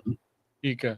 ਤੇ ਜੇ ਗੱਲ ਸਮੱਸਿਆ ਇਹ ਆ ਜਾਂਦੀ ਹੈ ਵੀ ਇੱਕ ਤਾਂ ਉਹਨਾਂ ਦੇ ਪ੍ਰਾਈਸ ਘਟ ਗਏ ਕਿਉਂਕਿ ਪੁਰਾਣੀਆਂ ਵੈਰਾਈਟੀਆਂ ਨੇ ਹਨਾ, ਨਵੀਆਂ ਦੀ ਮਾਰਕ ਇਹ ਨਹੀਂ ਗਾ ਵੀ ਕੋਈ ਪੁਰਾਣੀ ਵੈਰਾਈਟੀ 'ਚ ਕੋਈ ਫਰਕ ਆ ਹਨਾ, ਸਗੋਂ ਮੈਨੂੰ ਤਾਂ ਲੱਗਦਾ ਹੁੰਦਾ ਵੀ ਉਹ ਜ਼ਿਆਦਾ ਖਾਣ ਨੂੰ ਬੈਟਰ ਨੇ ਤੇ ਟੇਸਟ ਵਾਈਜ਼। ਤੇ ਪਰ ਉਹਦੀ ਹੁਣ ਜਿਹੜੀ ਨਵੀਆਂ ਵੈਰਾਈਟੀਆਂ ਨੇ ਉਹਦੀ ਮਾਰਕੀਟਿੰਗ ਹੀ ਇੰਨੀ ਹੋ ਗਈ ਆ, ਤੇ ਇਸ ਕਰਕੇ ਜਿਹੜਾ ਆਮ ਕੰਜ਼ਿਊਮਰ ਆ ਉਹ ਨਵੀਆਂ ਵੈਰਾਈਟੀਆਂ ਨੂੰ ਹੀ ਪਿਕ ਕਰਦਾ ਗਰੋਸਰੀ ਸ਼ੈਲਫ ਤੋਂ ਜਾ ਕੇ ਹਨਾ। ਜਿਵੇਂ ਹੁਣ ਆਪਾਂ ਆਮ ਹੀ ਦੇਖ ਲਈਏ, ਕੋਈ ਵੀ ਬੰਦਾ ਇਹ ਨਹੀਂ ਕਹਿੰਦਾ ਵੀ ਮੈਂ ਟੈਂਗੋ ਜਾਂ ਟੈਂਜਰੀਜ਼ ਖਰੀਦਣੇ ਆ ਹਨਾ। ਜਿਹੜਾ ਆਮ ਖਰੀਦਣ ਵਾਲਾ ਬੰਦਾ ਹੁੰਦਾ ਉਹ ਕੀ ਖਰੀਦਦਾ ਜਾ ਕੇ, ਜਾਂ ਤਾਂ ਮੈਂਡਰਿਨ ਖਰੀਦਦਾ, ਮੈਂਡਰਿਨ ਦੇ ਵਿੱਚ ਬਹੁਤ ਜ਼ਿਆਦਾ ਵੈਰਾਈਟੀ ਹੁੰਦੀ ਹੈ ਹਨਾ। ਠੀਕ ਹੈ। ਜਾਂ ਉਹਨਾਂ ਨੇ ਕਹਿਣਾ ਅਸੀਂ ਕਿਊਟੀਜ਼ ਖਰੀਦਣੀਆਂ ਜੀ, ਕਿਊਟੀਜ਼ ਆਮ ਹੀ ਵਰਡ ਆ ਹਨਾ, ਛੋਟੇ ਛੋਟੇ ਹੈਲੋ ਜਿਹੜੇ ਸਪੀਲ, ਹਾਂ ਇਹ ਸਾਰੀਆਂ ਟੈਕ ਤੇ ਮੈਂਡਰਿਨ ਦੀਆਂ ਦੇ ਨੇਮ ਦਿੱਤੇ ਹੋਏ ਆਪਦੀਆਂ ਕੰਪਨੀਆਂ ਨੇ ਮਾਰਕੀਟ ਕਰਨ ਨੂੰ। ਠੀਕ ਕਿਊਟੀਜ਼ ਹੈ। ਆਇਆ ਜਿਹੜਾ ਓਰੀਜਨਲੀ ਰੈਜ਼ਨਿਕਸ ਨੇ, ਲਿੰਡਾ ਰੈਜ਼ਨਿਕ ਤੋਂ ਉਹਨੇ ਡਿਵੈਲਪ ਕੀਤਾ ਸੀ ਇਹ ਨਾਂ। ਫਿਰ ਚਲੋ ਜਦੋਂ ਉਹਨਾਂ ਦੇ ਪਾਰਟਨਰਸ਼ਿਪ ਟੁੱਟੀ, ਉਹ ਦੂਜੇ ਪਾਰਟਨਰ ਕੋਲ ਚਲਾ ਗਿਆ, ਉਹਨਾਂ ਨੇ ਆਪਦਾ ਬ੍ਰਾਂਡ ਫਿਰ ਹੈਲੋਜ਼ ਬਣਾ ਲਿਆ। ਫੋਲਰ ਪੈਕਿੰਗ ਬੀ ਸਵੀਟ ਕੋਲੇ ਆ ਜਾਓ, ਇਹ ਪੀਲਸ ਬਣਾਈ ਫਿਰਦੇ ਆ। ਸੰਤਰਾ ਤਾਂ ਉਹੀ ਆ, ਬਸ ਨਾਂ ਡੱਡ ਨੇ ਹਨਾ। ਤੇ ਉਸ ਕਰਕੇ ਇਹ ਹੋ ਜਾਂਦਾ ਵੀ ਜਿਹੜੀਆਂ ਪੁਰਾਣੀਆਂ ਵੈਰਾਈਟੀਆਂ ਨੇ ਉਹਨਾਂ ਦੀ ਮਾਰਕੀਟਿੰਗ ਘੱਟ ਹੋਣ ਕਰਕੇ ਉਹਨਾਂ ਦਾ ਪ੍ਰਾਈਸ ਘੱਟ ਹੁੰਦਾ, ਉਹ 'ਚ ਮਾਰਜਨ ਵੀ ਘੱਟ ਜਾਂਦਾ। ਪਰ ਜਦੋਂ ਹੁਣ ਆਪਾਂ ਪਾਣੀ ਇੰਨਾ ਮਹਿੰਗਾ ਲੈ ਕੇ ਖੇਤੀ ਕਰਨੀ ਆ, ਫਿਰ ਉਹ ਫਾਈਨੈਂਸ਼ੀਅਲੀ ਵਾਇਬਲ ਨਹੀਂ ਰਹਿੰਦੀ। ਅੱਛਾ, ਇਹ ਜਿਹੜਾ ਪਾਣੀ ਦਾ ਸਮੱਸਿਆ ਹੈ ਅਰਸ਼ਦੀਪ ਸਿੰਘ, ਇਹ ਕੀ ਜ਼ਿਆਦਾ ਜਿਹੜਾ ਈਸਟ ਟਿਊਲੀ, ਕਰਨ, ਫੁੱਟ ਹਿਲਸ ਉਧਰ ਹੀ ਜ਼ਿਆਦਾ ਜਿਹੜੀ ਇਸ ਟਾਈਮ ਪ੍ਰੋਬਲਮ ਆ ਰਹੀ ਆ? ਪੁਰਾਣੇ ਖੇਤ ਉੱਥੇ ਹੀ ਲੱਗੇ ਹੋਏ ਆ ਸਿਟਰਸ ਤੇ ਜ਼ਿਆਦਾ? ਹਾਂਜੀ, ਤੁਸੀਂ ਟੈਕਨੀਕਲੀ ਤਾਂ ਮੰਡੇਰੇ ਤੋਂ ਤੁਸੀਂ ਆਪਾਂ ਡੈਮ ਤੇ ਜਾਂਦੇ ਆ ਜਦੋਂ ਆਪਣੇ ਆ ਸੈਨੋ ਰਿਵਰ ਤੇ ਉੱਥੋਂ ਕੁ ਸ਼ੁਰੂ ਹੋ ਜਾਂਦਾ ਸਿਟਰਸ, ਤੇ ਆਲ ਦਾ ਵੇ ਉਹ ਗ੍ਰੀਪ ਪੁਆਇੰਟ ਤੱਕ, ਫੁੱਟ ਹਿਲ ਤੱਕ ਚੱਲਦਾ ਰਹਿੰਦਾ ਹੈ ਹਨਾ। ਠੀਕ ਹੈ, ਇੱਕਾ ਦੁੱਕਾ ਪੈਚਸ ਵਿੱਚ ਵੀ ਹੈਗੇ ਨੇ, ਜੇ ਆਪਾਂ ਵੈਲੀ 'ਚ ਵੀ ਆ ਕੇ ਸਾਡੇ ਨੂੰ 99 ਦੇ ਆਲੇ ਦੁਆਲੇ 5 ਤੇ ਵੀ ਦੇਖਣ ਨੂੰ ਮਿਲ ਜਾਣਗੇ ਜਦੋਂ ਆਪਾਂ 5 ਤੇ ਡਰਾਈਵ ਕਰਦੇ ਹਾਂ। ਬਟ ਜਿਹੜਾ ਮੈਜੋਰਿਟੀ ਸਿਟਰਸ ਆ ਉਹ ਫੁੱਟ ਹਿਲ 'ਚ ਹੀ ਆ ਹਨਾ। ਇੱਥੋਂ ਮੰਡੇਰੇ ਤੋਂ ਜਾਂ ਕਲੋਵਸ ਤੋਂ ਸ਼ੁਰੂ ਹੋ ਕੇ ਉਹ ਗ੍ਰੇਪ ਵਾਈਨ ਤੱਕ ਚਲਾ ਜਾਂਦਾ। ਤੇ ਜਿਹੜਾ ਤਾਂ ਹੈਗਾ ਕਿੰਗਸ ਰਿਵਰ ਦਾ ਏਰੀਆ ਸਾਰਾ, ਉਹਦੇ 'ਚ FID, CID, ਗਹਾਲਟਾ ਆ ਜਾਂਦਾ ਜਿੱਥੇ ਸਿਟਰਸ ਜ਼ਿਆਦਾ ਲੱਗਿਆ ਹੋਇਆ। ਇਹਨਾਂ ਦਾ ਦੇਖੋ ਪਾਣੀ ਦਾ ਇਸ਼ੂ ਨਹੀਂ ਹੈਗਾ ਹਨਾ। ਇਹ ਪਾਣੀ ਹਲੇ ਗਰਾਊਂਡ 'ਚ ਵੀ ਪੁੱਲ ਕਰ ਸਕਦੇ ਆ ਤੇ ਸਰਫੇਸ ਵਾਟਰ ਵੀ ਇਹਨਾਂ ਕੋਲੇ ਪਲੈਂਟੀ ਹੈਗਾ। ਸੋ ਇਹਨਾਂ ਨੂੰ ਸਮੱਸਿਆ ਆਉਂਦੀ ਨਹੀਂ ਹੈ। ਜਦੋਂ ਫਿਰ ਆਪਾਂ ਥੋੜਾ ਜਿਹਾ ਕਿੰਗਸ ਰਿਵਰ, ਤੁਸੀਂ ਮੰਨ ਲਓ ਵੀ ਰਿਡਲੀ 'ਚ ਟੱਪ ਜਾਂਦੇ ਆ, ਤੇ ਉਦੋਂ ਬਾਅਦ ਫਿਰ ਜਿਹੜਾ ਸਾਰਾ ਈਸਟਰਨ ਟੂਲੀ ਵਾਲਾ, ਜਾਂ ਤੁਸੀਂ ਜਿਵੇਂ ਮੈਂਸ਼ਨ ਕੀਤਾ ਹੈ ਨਾ, ਉੱਥੇ GSA ਆ ਜਾਂਦਾ ਨਹਿਰ ਦੇ ਨਾਲ ਨਾਲ, ਹੂੰ ਟ੍ਰਾਂਟ ਕਰਨ ਦੇ ਨਾਲ ਦੇ, ਤੇ ਜਾਂ ਉੱਪਰਲਾ ਫਿਰ ਕਰਨ ਕਾਊਂਟੀ ਵਾਲਾ ਜਿੰਨਾ ਕਾ ਏਰੀਆ ਆ ਜਾਂਦਾ, ਈਸਟ ਵਾਲਾ ਪਾਸਾ ਸਾਰਾ, ਤੇ ਉਹਦੇ ਵਿੱਚ ਪਾਣੀ ਦੇ ਬਹੁਤ ਇਸ਼ੂ ਆ। ਉੱਥੇ ਦੇਖੋ ਪਾਣੀ ਪਹਿਲਾਂ ਵੀ, ਜੇ ਆਪਾਂ ਉਸ ਏਰੀਆ 'ਚ ਜਾ ਵੜੀਏ, ਡੂੰਘਾ ਵੀ ਬਹੁਤ ਆ ਨਾ, ਟੈਰਾਬੈਲਾ ਲਾ ਲਓ ਜਾਂ ਪਰਲੇ ਪਾਸੇ ਪੋਟਰਵਲ ਦਾ, ਉੱਥੇ 1200 ਫੁੱਟ ਤੇ, ਜਾਂ ਈਵਨ ਕਰਨ ਕਾਊਂਟੀ 1200 ਫੁੱਟ ਤੇ ਤਾਂ ਬੋਰ ਹੁੰਦਾ। ਉੱਥੇ ਫਿਰ ਪਾਣੀ ਦੀ ਤੁਹਾਨੂੰ ਸਰਫੇਸ ਵਾਟਰ ਡਿਪੈਂਡੈਂਸ ਬਹੁਤ ਆ। ਜਿਸ ਸਾਲ ਮੀਂਹ ਨਹੀਂ ਪੈਂਦਾ ਗਾ, ਉਸ ਸਾਲ ਫੀਸਿਸ ਤੇ ਪੈਨਲਟੀਜ਼ ਬਹੁਤ ਜ਼ਿਆਦਾ ਲੱਗ ਜਾਂਦੀਆਂ ਨੇ, ਤੇ ਉਹਦੇ ਕਰਕੇ ਫਿਰ ਉਹ ਪੁਰਾਣੀਆਂ ਵੈਰਾਈਟੀਆਂ ਨੇ ਜਿਹੜੀਆਂ, ਉਹ ਫਾਈਨੈਂਸ਼ੀਅਲੀ ਵਾਇਬਲ ਨਹੀਂ ਰਹਿੰਦੀਆਂ। ਸੋ ਇਸ ਕਰਕੇ ਹੁਣ ਇਹ ਦੇਖਣ ਨੂੰ ਮਿਲ ਰਿਹਾ ਵੀ ਪੁਰਾਣੀਆਂ ਜਿਹੜੀਆਂ ਵੈਰਾਈਟੀਆਂ ਨੇ, ਆਰਚਰਡ ਨੇ, ਜਿੱਥੇ ਸਿੰਗਲ ਸੋਰਸ ਪਾਣੀ ਆ, ਜਿਹਨਾਂ ਨੂੰ ਵਾਈਟ ਲੈਂਡ ਕਹਿ ਦਿੰਦੇ ਆਪਾਂ, ਉੱਥੋਂ ਉਹ ਪੁੱਲ ਹੋ ਰਿਹਾ ਕਾਫੀ ਵੱਡੀ ਤਾਦਾਦ ਦੇ ਵਿੱਚ। ਠੀਕ ਹੈ। ਅੱਛਾ, ਤੁਸੀਂ ਵਿੱਚ ਨਾਲ ਇਹ ਵੀ ਗੱਲ ਕੀਤੀ ਸੀ ਵੀ ਟੈਰਿਫਸ ਨੂੰ ਲੈ ਕੇ ਓਵਰਆਲ ਜਿਹੜੇ ਟੈਰਿਫਸ ਦੀ ਸਿਚੁਏਸ਼ਨ ਕੀ ਹੈ। ਬਹੁਤ ਸਾਰੀਆਂ ਜਿਹੜੀਆਂ ਵੀਡੀਓਜ਼ ਅਕ੍ਰੋਸ ਅਮਰੀਕਾ ਆਪਾਂ ਜਿਹੜੇ ਫਾਰਮਰਸ ਦੀਆਂ ਵੀ ਜਿਹੜੀਆਂ ਉਹ ਦੇਖ ਰਹੇ ਹਾਂ, ਕਾਫੀ ਜ਼ਿਆਦਾ ਕਿਤੇ ਨਾ ਕਿਤੇ ਨਾਖੁਸ਼ੀ ਵੀ ਜ਼ਾਹਰ ਹੋ ਰਹੀ ਹੈ, ਕਿਉਂਕਿ ਸੋਇਆ ਕਾਰਨ ਜਿਹੜਾ ਚਾਈਨਾ ਕਾਫੀ ਜ਼ਿਆਦਾ ਖਰੀਦਦਾ ਸੀਗਾ ਜਾਂ ਬਾਹਰ ਜਾਂਦਾ ਸੀਗਾ, ਟੈਰਿਸ ਦੇ ਚੱਲਦੇ ਆ ਆਪਸ ਦੇ ਵਿੱਚ ਹੁਣ ਖਿੱਚੋਤਾਣ ਦੋਨਾਂ ਮੁਲਕਾਂ ਦੀ ਵਿੱਚ, ਕਾਫੀ ਲੋਕ ਉਸ ਦੇ ਵਿੱਚ ਨਾਲ ਆਮ ਵੀ ਜਿਹੜੇ ਉਹ ਪਿਸ ਜਾਂਦੇ ਆ। ਸੋ ਉਹ ਸਿਚੁਏਸ਼ਨ ਕੀ ਆ, ਤੇ ਤੁਹਾਡੇ ਜਿਹੜੇ ਸਿਟਰਸ ਫਾਰਮਿੰਗ ਦੇ ਉੱਤੇ ਕੀ ਇਹਦਾ ਵੀ ਅਸਰ ਤੁਹਾਨੂੰ ਨਜ਼ਰ ਆਊਗਾ ਜਾਂ ਪੈਂਦਾ ਹੈ? ਹਾਂਜੀ, ਨਹੀਂ, ਜਿਹੜਾ ਦੇਖੋ ਟੈਰਿਫ ਦੇ ਵਿੱਚ ਅਸੀਂ ਕਾਫੀ ਜ਼ਿਆਦਾ ਜਿਹੜਾ ਸਾਡਾ ਐਕਸਪੋਰਟ ਹੁੰਦਾ ਉਹ ਇੰਟਰਨੈਸ਼ਨਲੀ ਕਰਦੇ ਆ, ਹਨਾ, ਜਿਹਦੇ 'ਚ ਚਾਈਨਾ ਬਹੁਤ ਵੱਡਾ ਪਲੇਅਰ ਸੀਗਾ। ਚਾਈਨਾ, ਸਾਊਥ ਕੋਰੀਆ, ਜਾਪਾਨ ਤੇ ਯੂਰਪ। ਯੂਰਪ 'ਚ ਮੇਨਲੀ ਅਸੀਂ ਵੈਲੈਂਸੀਆਸ ਤੇ ਲੈਮਨਸ ਭੇਜਦੇ ਸੀਗੇ, ਤੇ ਮੈਨਰਿਨ ਜ਼ਿਆਦਾ ਅਸੀਂ ਬਾਕੀ ਦੇ ਜਿਹੜੇ ਆਪਾਂ ਸਾਊਥ ਈਸਟ ਏਸ਼ੀਅਨ ਕੰਟਰੀ ਕਹਿੰਦੇ ਆ, ਉਹਨਾਂ ਦੇ ਵਿੱਚ ਭੇਜਦੇ ਸੀ। ਹੁਣ ਵੀ ਠੀਕ ਹੈ। ਭੇਜਦੇ, ਕਿਉਂਕਿ ਹੁਣ ਜਿਹੜਾ ਸਾਰਾ ਟੈਰਿਫ ਦਾ ਇਸ਼ੂ ਆ ਉਹ ਉੱਥੇ ਸਾਊਥ ਈਸਟ ਵਾਲੇ ਪਾਸੇ ਆ, ਹਨਾ, ਏਸ਼ੀਆ ਵਾਲੇ ਏਸ਼ੀਆ 'ਚ। ਪਾਸੇ ਆ, ਹੂੰ। ਤੇ ਉਹਦੇ ਕਰਕੇ ਸਾਡੀ ਕਾਫੀ ਡਰਮੈਟਿਕ ਕਹਿੰਦੇ ਆ ਵੀ ਲਾਸਸ ਹੋਣ ਦੇ ਚਾਂਸਸ ਹੈਗੇ ਨੇ। ਉਹਦਾ ਪਿਛਲੇ ਸਾਲ ਵੀ ਦੇਖੋ, ਜਦੋਂ ਐਨ ਮਿਡ ਸੀਜ਼ਨ ਦੇ ਵਿੱਚ ਡਿਊਰਿੰਗ ਟਰੰਪ ਐਡਮਿਨਿਸਟ੍ਰੇਸ਼ਨ ਆਈ ਤੇ ਟੈਰਿਫਸ ਦਾ ਰੌਲਾ ਪੈ ਗਿਆ ਚਾਈਨਾ ਦਾ, ਉਦੋਂ ਹੀ ਜਿਹੜੀ ਆ ਕਾਫੀ ਸ਼ਿਪਿੰਗ ਤੇ ਫਰਕ ਪੈਣਾ ਸ਼ੁਰੂ ਹੋ ਗਿਆ ਸੀ। ਤਾਂ ਹੀ ਉਹਦਾ ਕਾਰਨ ਸੀ ਵੀ ਸਾਡੇ ਇੱਕ ਵੱਡਾ ਕਾਰਨ ਤਾਂ ਦੇਖੋ ਇਹ ਸੀ ਕ੍ਰੌਪ ਦਾ ਸਾਈਜ਼, ਦੂਜਾ ਇਹ ਸੀਗਾ ਜਿਹੜੀ ਸੀਗੀ ਉਹ ਸਾਡੇ ਤੋਂ ਵਧੀਆ ਸ਼ਿਪ ਨਹੀਂ ਹੋਏਗੀ, ਹਨਾ। ਯੂਰਪ ਨਾਲ ਵੀ ਟੈਨਸ਼ਨਸ ਰਹੀਆਂ ਨੇ। ਚਲੋ ਯੂਰਪ ਨਾਲ ਤਾਂ ਹੁਣ ਕਲੀਅਰ ਹੋ ਗਿਆ, ਹਨਾ, ਜਿਵੇਂ ਵੀ ਹੈਗਾ ਉਹਨਾਂ ਦੀ ਉਮੀਦ ਚੱਲ ਪੈਣਾ, ਹਨਾ। ਤੇ ਜੇ ਇਕੱਲਾ ਆਪਾਂ US ਸਿਟਰਸ ਦੇਖੀਏ ਵੀ, ਕੈਲੀਫੋਰਨੀਆ ਦਾ ਜਿਹੜਾ ਟੋਟਲ ਸਿਟਰਸ ਐਕਸਪੋਰਟ ਆ, ਉਹ ਮਤਲਬ 50 ਮਿਲੀਅਨ ਨੇੜੇ ਨੇੜੇ ਤੇੜੇ ਹੋਣਾ। ਉਹ 'ਚ $27 ਮਿਲੀਅਨ ਸਾਊਥ ਈਸਟ ਵਾਲੇ ਪਾਸੇ ਜਾਂਦਾ ਸੀ, 50%, ਹਨਾ। ਸੋ ਠੀਕ ਉਹਦਾ ਹੈ। ਸਾਨੂੰ ਕਾਫੀ ਵੱਡਾ ਇੰਪੈਕਟ ਹੋਣਾ ਵਾ ਜੇ ਸਾਡੇ ਤੇ ਹੋਇਆ। ਚਾਈਨਾ ਨੇ ਹਜੇ ਤੱਕ ਜਿਹੜੇ, ਖਾਸ ਕਰਕੇ ਚਾਈਨਾ ਨਾਲ, ਤੇ ਯੂਰਪ ਜਾਊਗਾ ਸਾਡੇ ਲੈਮਨ ਜਾਣਗੇ। ਤਾਂ ਹੀ ਮੈਂ ਕਿਹਾ ਸੀਗਾ ਵੀ ਜਿਹੜੀ ਸਿਚੁਏਸ਼ਨ ਹੈ ਜੇ ਇਦੋਂ ਵਰਸ ਨਾ ਹੋਵੇ ਤਾਂ ਸਾਡੇ ਕੋਲ ਹਜੇ ਵੀ ਡੀਸੈਂਟ ਸੀਜ਼ਨ ਹੋਣ ਦਾ ਚਾਂਸਸ ਹੈਗੇ ਨੇ, ਹਨਾ। ਤੇ ਪਰ ਜੇ ਹੁਣ ਆਪਣਾ ਇਦੋਂ ਵੀ ਕੋਈ ਇਸ਼ੂ ਖੜਾ ਹੋ ਜਾਂਦਾ, ਜਿਹੜੇ ਕਾਫੀ ਚਾਂਸਸ ਹੈਗੇ ਨੇ, ਹੂੰ। ਫੇਰ ਸਾਨੂੰ ਕਾਫੀ ਵੱਡੀ ਸਮੱਸਿਆ ਆਉਣ ਦਾ ਕਾਰਨ ਹੋ ਜਾਂਦਾ, ਕਿਉਂਕਿ ਆਪਣੇ ਕੋਲ ਵੋਲਿਊਮ ਬਹੁਤ ਹੈ ਨਾ, ਆਪਣੇ ਕੋਲ ਕੰਜ਼ਿਊਮਰ ਨਹੀਂ ਹੈਗੇ ਇੰਨੇ ਜਿੰਨਾ ਹੋਣਾ ਚਾਹੀਦਾ। ਮਾਨ ਇਹ ਹੋ। ਸ਼ੁਕਰ ਆ ਵੀ ਕੈਨੇਡਾ ਨਾਲ ਕਾਫੀ ਉਹ ਸਿਟਰਸ ਵਾਲਾ ਸੋਲਵ ਹੋ ਗਿਆ ਸਾਡੇ ਟੈਰਿਫ ਦਾ, ਹਨਾ। ਉੱਥੇ ਜਾ ਰਹੇ ਆ ਅੱਛਾ, ਮਿਨੀਮਮ ਟੈਰਿਫ ਕੈਨੇਡਾ ਤੇ। ਨੂੰ ਹੋ ਗਿਆ ਸੋਲਵ ਤੁਹਾਡਾ? ਹਾਂਜੀ, ਕੈਨੇਡਾ ਸਾਡੇ ਟੈਰਿਫ 'ਚ ਸ਼ਿਪ ਹੋਣਗੇ ਈਜ਼ੀਲੀ, ਅਨਲੈਸ ਕਿ ਹੁਣ ਫੇਰ ਕੋਈ ਇਸ਼ੂ ਹੋ ਜਾਂਦਾ, ਹਨਾ। ਹੂੰ, ਹੂੰ, ਹੂੰ, ਹੂੰ। ਤੇ ਉਹ ਫਿਰ ਸੋ ਕਾਫੀ ਅਨਸਰਟਨਟੀ ਹੈ ਇਸ ਸੀਜ਼ਨ ਦੇ ਵਿੱਚ। ਤਾਂ ਹੀ ਮੈਂ ਪਹਿਲਾਂ ਕਿਹਾ ਸੀਗਾ ਵੀ ਜੇ ਤਾਂ ਹੀ ਰਹਿੰਦਾ ਜਿਵੇਂ ਹੁਣ, ਹਾਲਾਂਕਿ ਹੁਣ ਵੀ ਕੋਈ ਬੜਾ ਵਧੀਆ ਨਹੀਂ, ਪਰ ਫਿਰ ਵੀ ਸਾਨੂੰ ਡੀਸੈਂਟ ਸੀਜ਼ਨ ਦੀ ਉਮੀਦ ਹੈਗੀ ਹੈ। ਹੂੰ। ਤੇ ਇਸ ਵਾਰ ਜਿੱਦਾਂ ਤੁਸੀਂ ਸ਼ੁਰੂਆਤ 'ਚ ਵੈਦਰ ਦਾ ਕਰਕੇ ਵੀ ਜਿਹੜਾ ਦੱਸਿਆ ਵੀ, ਸੋ ਕ੍ਰੌਪ ਜਿਹੜੀ ਆ ਉਹ ਬੈਟਰ ਹੋਊਗੀ ਪਿਛਲੇ ਸਾਲ ਦੇ ਨਾਲੋਂ, ਕਿੰਨੇ ਕੁ % ਵੱਧ ਤੁਸੀਂ ਯੀਲਡ ਸੋਚ ਰਹੇ ਆ? ਦੇਖੋ, ਜਿਹੜੇ ਇੱਕ ਆਰਚਰਡ ਦੇ ਵਿੱਚ ਸਾਈਜ਼। ਮੈਨੂੰ ਜਾਣ ਨੂੰ ਮਿਲਦਾ, ਜਾਂ ਮੈਂ ਆਪਦੇ ਜੇ ਆਰਚਰਡ ਦੀ ਗੱਲ ਕਰਾਂ, ਹਨਾ, ਤਾਂ ਪਿਛਲੇ ਨਾਲੋਂ ਮੈਂ 10 ਤੋਂ 20% ਪ੍ਰੋਡਕਸ਼ਨ ਉੱਪਰ ਆਉਣੀ ਚਾਹੀਦੀ ਹੈ, ਹਨਾ। ਠੀਕ ਹੈ। ਤੇ ਜੇ ਆਪਾਂ ਜਿਵੇਂ ਫਿਰ ਉਹੀ ਅਨਸਰਟਨਟੀ ਵਾਲਾ ਫੈਕਟਰ, ਜਿਹੜਾ ਪਾਣੀ ਵਾਲਾ ਇਸ਼ੂ ਆ ਜਾਂਦਾ, ਤਾਂ ਹੀ ਜਿਹੜਾ ਜਦੋਂ ਬਾਹਰ ਸੀਗਾ ਮੇਰਾ, ਜਿਹੜਾ ਉਹ ਵੀ ਉਹਦੇ ਨਾਲ ਵੀ ਗੱਲ ਹੁੰਦੀ ਸੀ ਇੱਕ ਦਿਨ, ਕਿਉਂਕਿ ਹੁਣ ਇਸ ਆਹ ਟਾਈਮ ਹੁੰਦਾ ਜਦੋਂ ਜਿਹੜੇ ਜਿਨ੍ਹਾਂ ਨੇ ਬਾਏ ਕਰਨਾ ਨਾ, ਉਹਨਾਂ ਨੇ ਆਰਚਰਡਸ ਦੇ ਵਿੱਚ ਆ ਕੇ ਪ੍ਰੋਜੈਕਸ਼ਨਸ ਲਿਖਣੀਆਂ ਹੁੰਦੀਆਂ ਨੇ ਵੀ ਇੰਨੀ ਕ੍ਰੌਪ ਸਾਨੂੰ ਦਿਖ ਰਹੀ ਹੈ ਟਰੀਜ਼ ਦੇ ਉੱਪਰ, ਹਨਾ। ਹੂੰ, ਤੇ ਹੂੰ, ਹੂੰ। ਉਹਨਾਂ ਨੇ ਉਸ ਬੇਸ ਤੇ ਅਕਤੂਬਰ ਦੇ ਵਿੱਚ ਸਾਰੇ ਕੰਟਰੈਕਟ ਸਾਈਨ ਕਰਦੇ ਨੇ ਵੱਡੀਆਂ ਕੰਪਨੀਆਂ ਨਾਲ, ਕਾਸਕੋ, ਵਾਲਮਾਰਟ, ਜਾਂ ਜਿੱਥੇ ਵੀ ਉਹਨਾਂ ਨੇ ਵੀ ਭੇਜਣੀ, ਜਾਂ ਇੰਟਰਨੈਸ਼ਨਲੀ ਵੀ ਸ਼ਿਪ ਹੋਣਗੇ ਜਿਹੜੇ, ਹਨਾ, ਜਿਹੜੇ ਠੀਕ ਹੈ। ਪੂਲਸ ਉਹਨਾਂ ਨੇ ਉਹ ਪਾਉਣੇ। ਤੇ ਉਹ ਹੁਣ ਉਹਦੀ ਪ੍ਰੈਪਰੇਸ਼ਨ ਚੱਲ ਰਹੀ ਹੈ। ਤੇ ਉਹ ਉਦੋਂ ਗੱਲਬਾਤ ਹੁੰਦੀ ਸੀ, ਉਹ ਇਹੀ ਕਹਿੰਦਾ ਸੀ ਵੀ ਅਬਵ ਐਵਰੇਜ ਕ੍ਰੌਪ ਲੱਗ ਰਹੀ ਹੈ। ਉਹ ਕਹਿੰਦਾ ਵੀ ਪਰ ਇਹੀ ਹੈ ਵੀ ਕਈ ਆਰਚਰਡ ਦੇ ਵਿੱਚ ਜਮਾਂ ਹੀ ਨਹੀਂ ਹੈਗੀ ਕ੍ਰੌਪ, ਹਨਾ। ਤੇ ਪਾਣੀ ਦੀ ਉਹ ਘਾਟ। ਬਹੁਤ ਅੱਗੇ, ਹੁਣ ਆਪਾਂ ਹਰੇਕ ਆਰਚਰਡ ਤਾਂ ਜਾ ਨਹੀਂ ਸਕਦੇ। ਹੂੰ, ਉਹਨਾਂ ਨੇ ਦੇਖਣਾ ਹੁੰਦਾ ਵੀ ਜਿਵੇਂ ਜੇ ਉਹਨਾਂ ਕੋਲ 100 ਆਰਚਰਡ ਆ, ਤੇ ਉਹਨਾਂ ਨੇ ਉਹ 'ਚੋਂ 20 ਤੇ ਜਾ ਕੇ ਉਹ ਸੈਂਪਲ ਸਾਈਜ਼ ਲੈ ਲਿਆ, ਉਸ ਦੇ ਹਿਸਾਬ ਨਾਲ ਚੱਲੀ ਜਾਂਦਾ ਸੀ ਅੱਗੇ। ਹੁਣ ਇਹਨੇ ਕਾਫੀ ਅਨਸਰਟਨਟੀ ਐਡ ਕਰਤੀ ਆ। ਤੇ ਪਰ ਦੇਖੋ ਹੁਣ ਆਪਾਂ ਨੂੰ ਕੀ ਬਣਦਾ, ਅੱਗੇ ਦੇਖਦੇ ਹਾਂ ਐਤਕੀ। ਹੂੰ, ਜੀ, ਜੀ। ਸੋ ਲੈਟਸ ਸੀ ਕੀ ਬਣਦਾ। ਅੱਛਾ, ਹੁਣ ਆਪਾਂ ਅਰਸ਼ਦੀਪ ਸਿੰਘ ਆਪਣੇ ਦੂਜੇ ਟੌਪਿਕ ਵੱਲ ਨੂੰ ਜਿਹੜਾ ਉਹ ਪਲਾਂਘ ਵਧਾਉਂਦੇ ਆ। ਰੀਜਨਰੇਟਿਵ ਫਾਰਮਿੰਗ, ਜਿੱਦਾਂ ਪਾਣੀ ਦਾ ਆਪਾਂ ਮਸਲੇ ਦੀ ਗੱਲ ਕਰ ਰਹੇ ਹਾਂ। ਕੈਲੀਫੋਰਨੀਆ 'ਚ ਡਰਾਊਟ ਆਲਵੇਜ਼ ਅਰਾਊਂਡ ਦਾ ਕਾਰਨਰ ਜਿਹੜਾ ਉਹ ਰਹਿੰਦਾ ਆ, ਇਹ ਖਦਸ਼ਾ ਜਿਹੜਾ ਉਹ ਰਹਿੰਦਾ, ਪਾਣੀ ਪਤਾ ਨਹੀਂ ਮਿਲਣਾ ਜਾਂ ਨਹੀਂ ਮਿਲਣਾ, ਜਾਂ ਅੰਡਰਗਰਾਊਂਡ ਵਾਟਰ ਦੀ ਕਾਫੀ ਜਿਹੜੀ ਸਮੱਸਿਆ ਨਾਲ ਦੇ ਨਾਲ ਕਈ ਇਲਾਕਿਆਂ ਦੇ ਵਿੱਚ ਜਿਹੜੀ ਉਹ ਹੈਗੀ ਆ। ਸੋ ਇੱਥੇ ਜਿਹੜੀ ਰੀਜਨਰੇਟਿਵ ਫਾਰਮਿੰਗ ਆ, ਇਹਦੀਆਂ ਕਿਹੜੀਆਂ ਪ੍ਰੈਕਟਿਸਿਸ ਆ, ਜਾਂ ਇਹਨੂੰ ਆਪਾਂ ਕਿੱਦਾਂ ਜਿਹੜਾ ਉਹ ਵਿਚਾਰਨਾ ਚਾਹੀਦਾ ਆ, ਕਿਸ ਤਰੀਕੇ ਦੇ ਨਾਲ ਦੇਖਣਾ ਚਾਹੀਦਾ?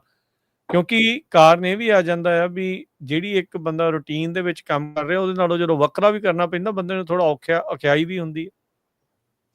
ਹਾਂਜੀ, ਨਹੀਂ ਦੇਖੋ, ਜਿਹੜਾ ਰੀਜਨਰੇਟਿਵ ਫਾਰਮਿੰਗ ਨਾ ਇੱਕ ਨਵੀਂ ਟਰਮ ਆ, ਇਹਦੇ 'ਚ ਇਹਨੂੰ ਡਿਫਾਈਨ ਹੋ ਰਹੀ ਹੈ ਟੂ ਬੀ ਆਨੈਸਟ। ਅਜੇ CDF ਨੇ ਇਹਦੀ ਅਫੀਸ਼ੀਅਲ ਕੋਈ ਵੈਲ ਆਰਗੇਨਾਈਜ਼ਡ ਜਾਂ ਵੈਲ ਪਲਾਨਡ ਡੈਫੀਨੇਸ਼ਨਸ ਜਾਂ ਪ੍ਰੋਗਰਾਮ ਨਹੀਂ ਆਪਾਂ ਨੂੰ ਰਿਟਨ 'ਚ ਨਹੀਂ ਪ੍ਰੋਵਾਈਡ ਕੀਤੇ, ਹਨਾ।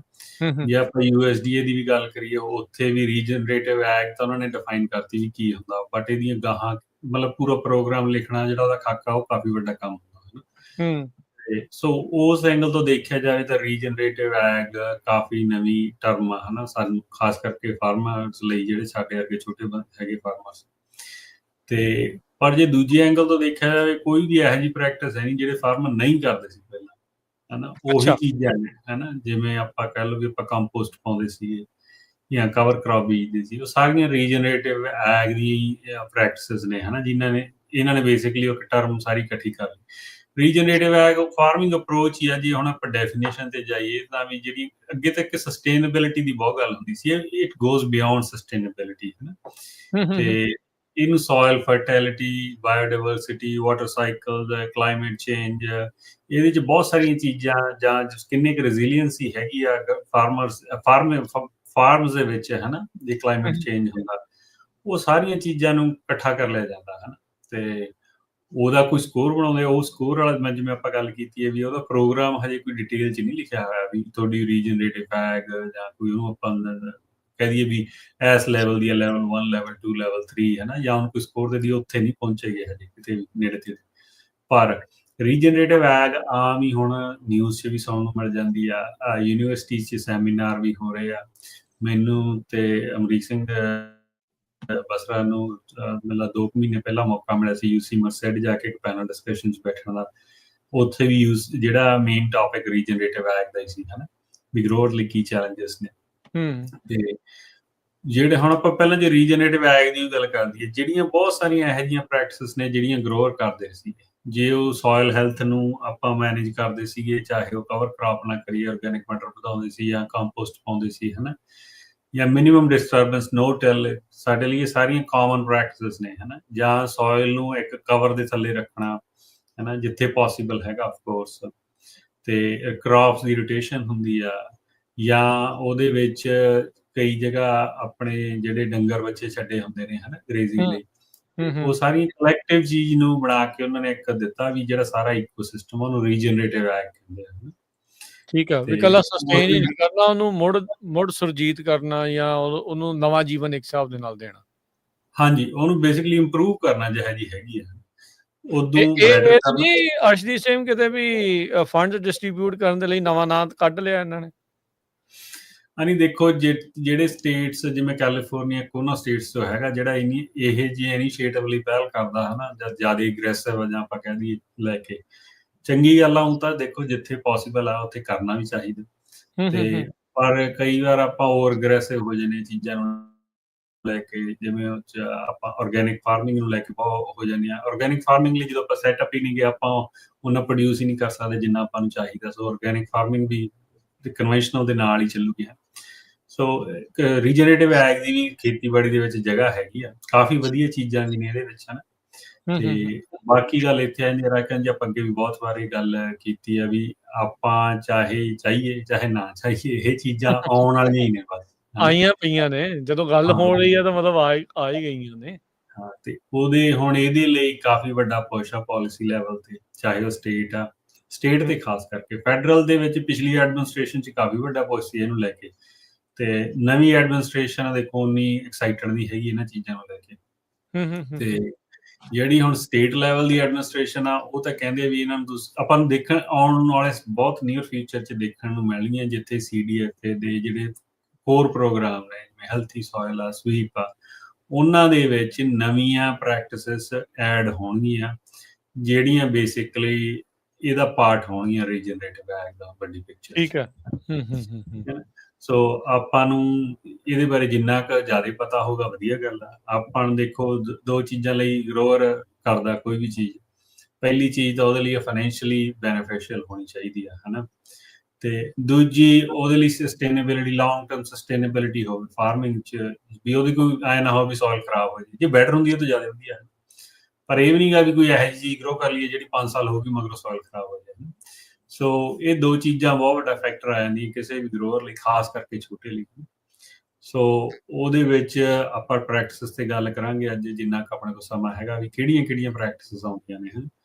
ਤੇ ਪਰ ਰੀਜਨਰੇਟਿਵ ਐਗ ਆਪਾਂ ਅੱਗੇ ਕਾਰਬਨ ਫਾਰਮਿੰਗ ਦੀ ਆਪਾਂ ਇੱਕ ਦੋ ਵਾਰ ਗੱਲ ਕੀਤੀ ਹੈ, ਜਾਂ ਕਾਰਬਨ ਸੀਕੁਐਸਟਰਿੰਗ ਦੀ, ਜੀ। ਜਿਹੜੀ ਕਾਰਬਨ ਫਾਰਮਿੰਗ ਆ ਜਾਂ ਕਾਰਬਨ ਸੀਕੁਐਸਟਰਿੰਗ ਆ, ਉਹ ਰੀਜਨਰੇਟਿਵ ਫਾਰਮਿੰਗ ਉਹਨੂੰ ਨਾਲ ਲੈ ਕੇ ਚੱਲਦੀ ਹੈ, ਹਨਾ।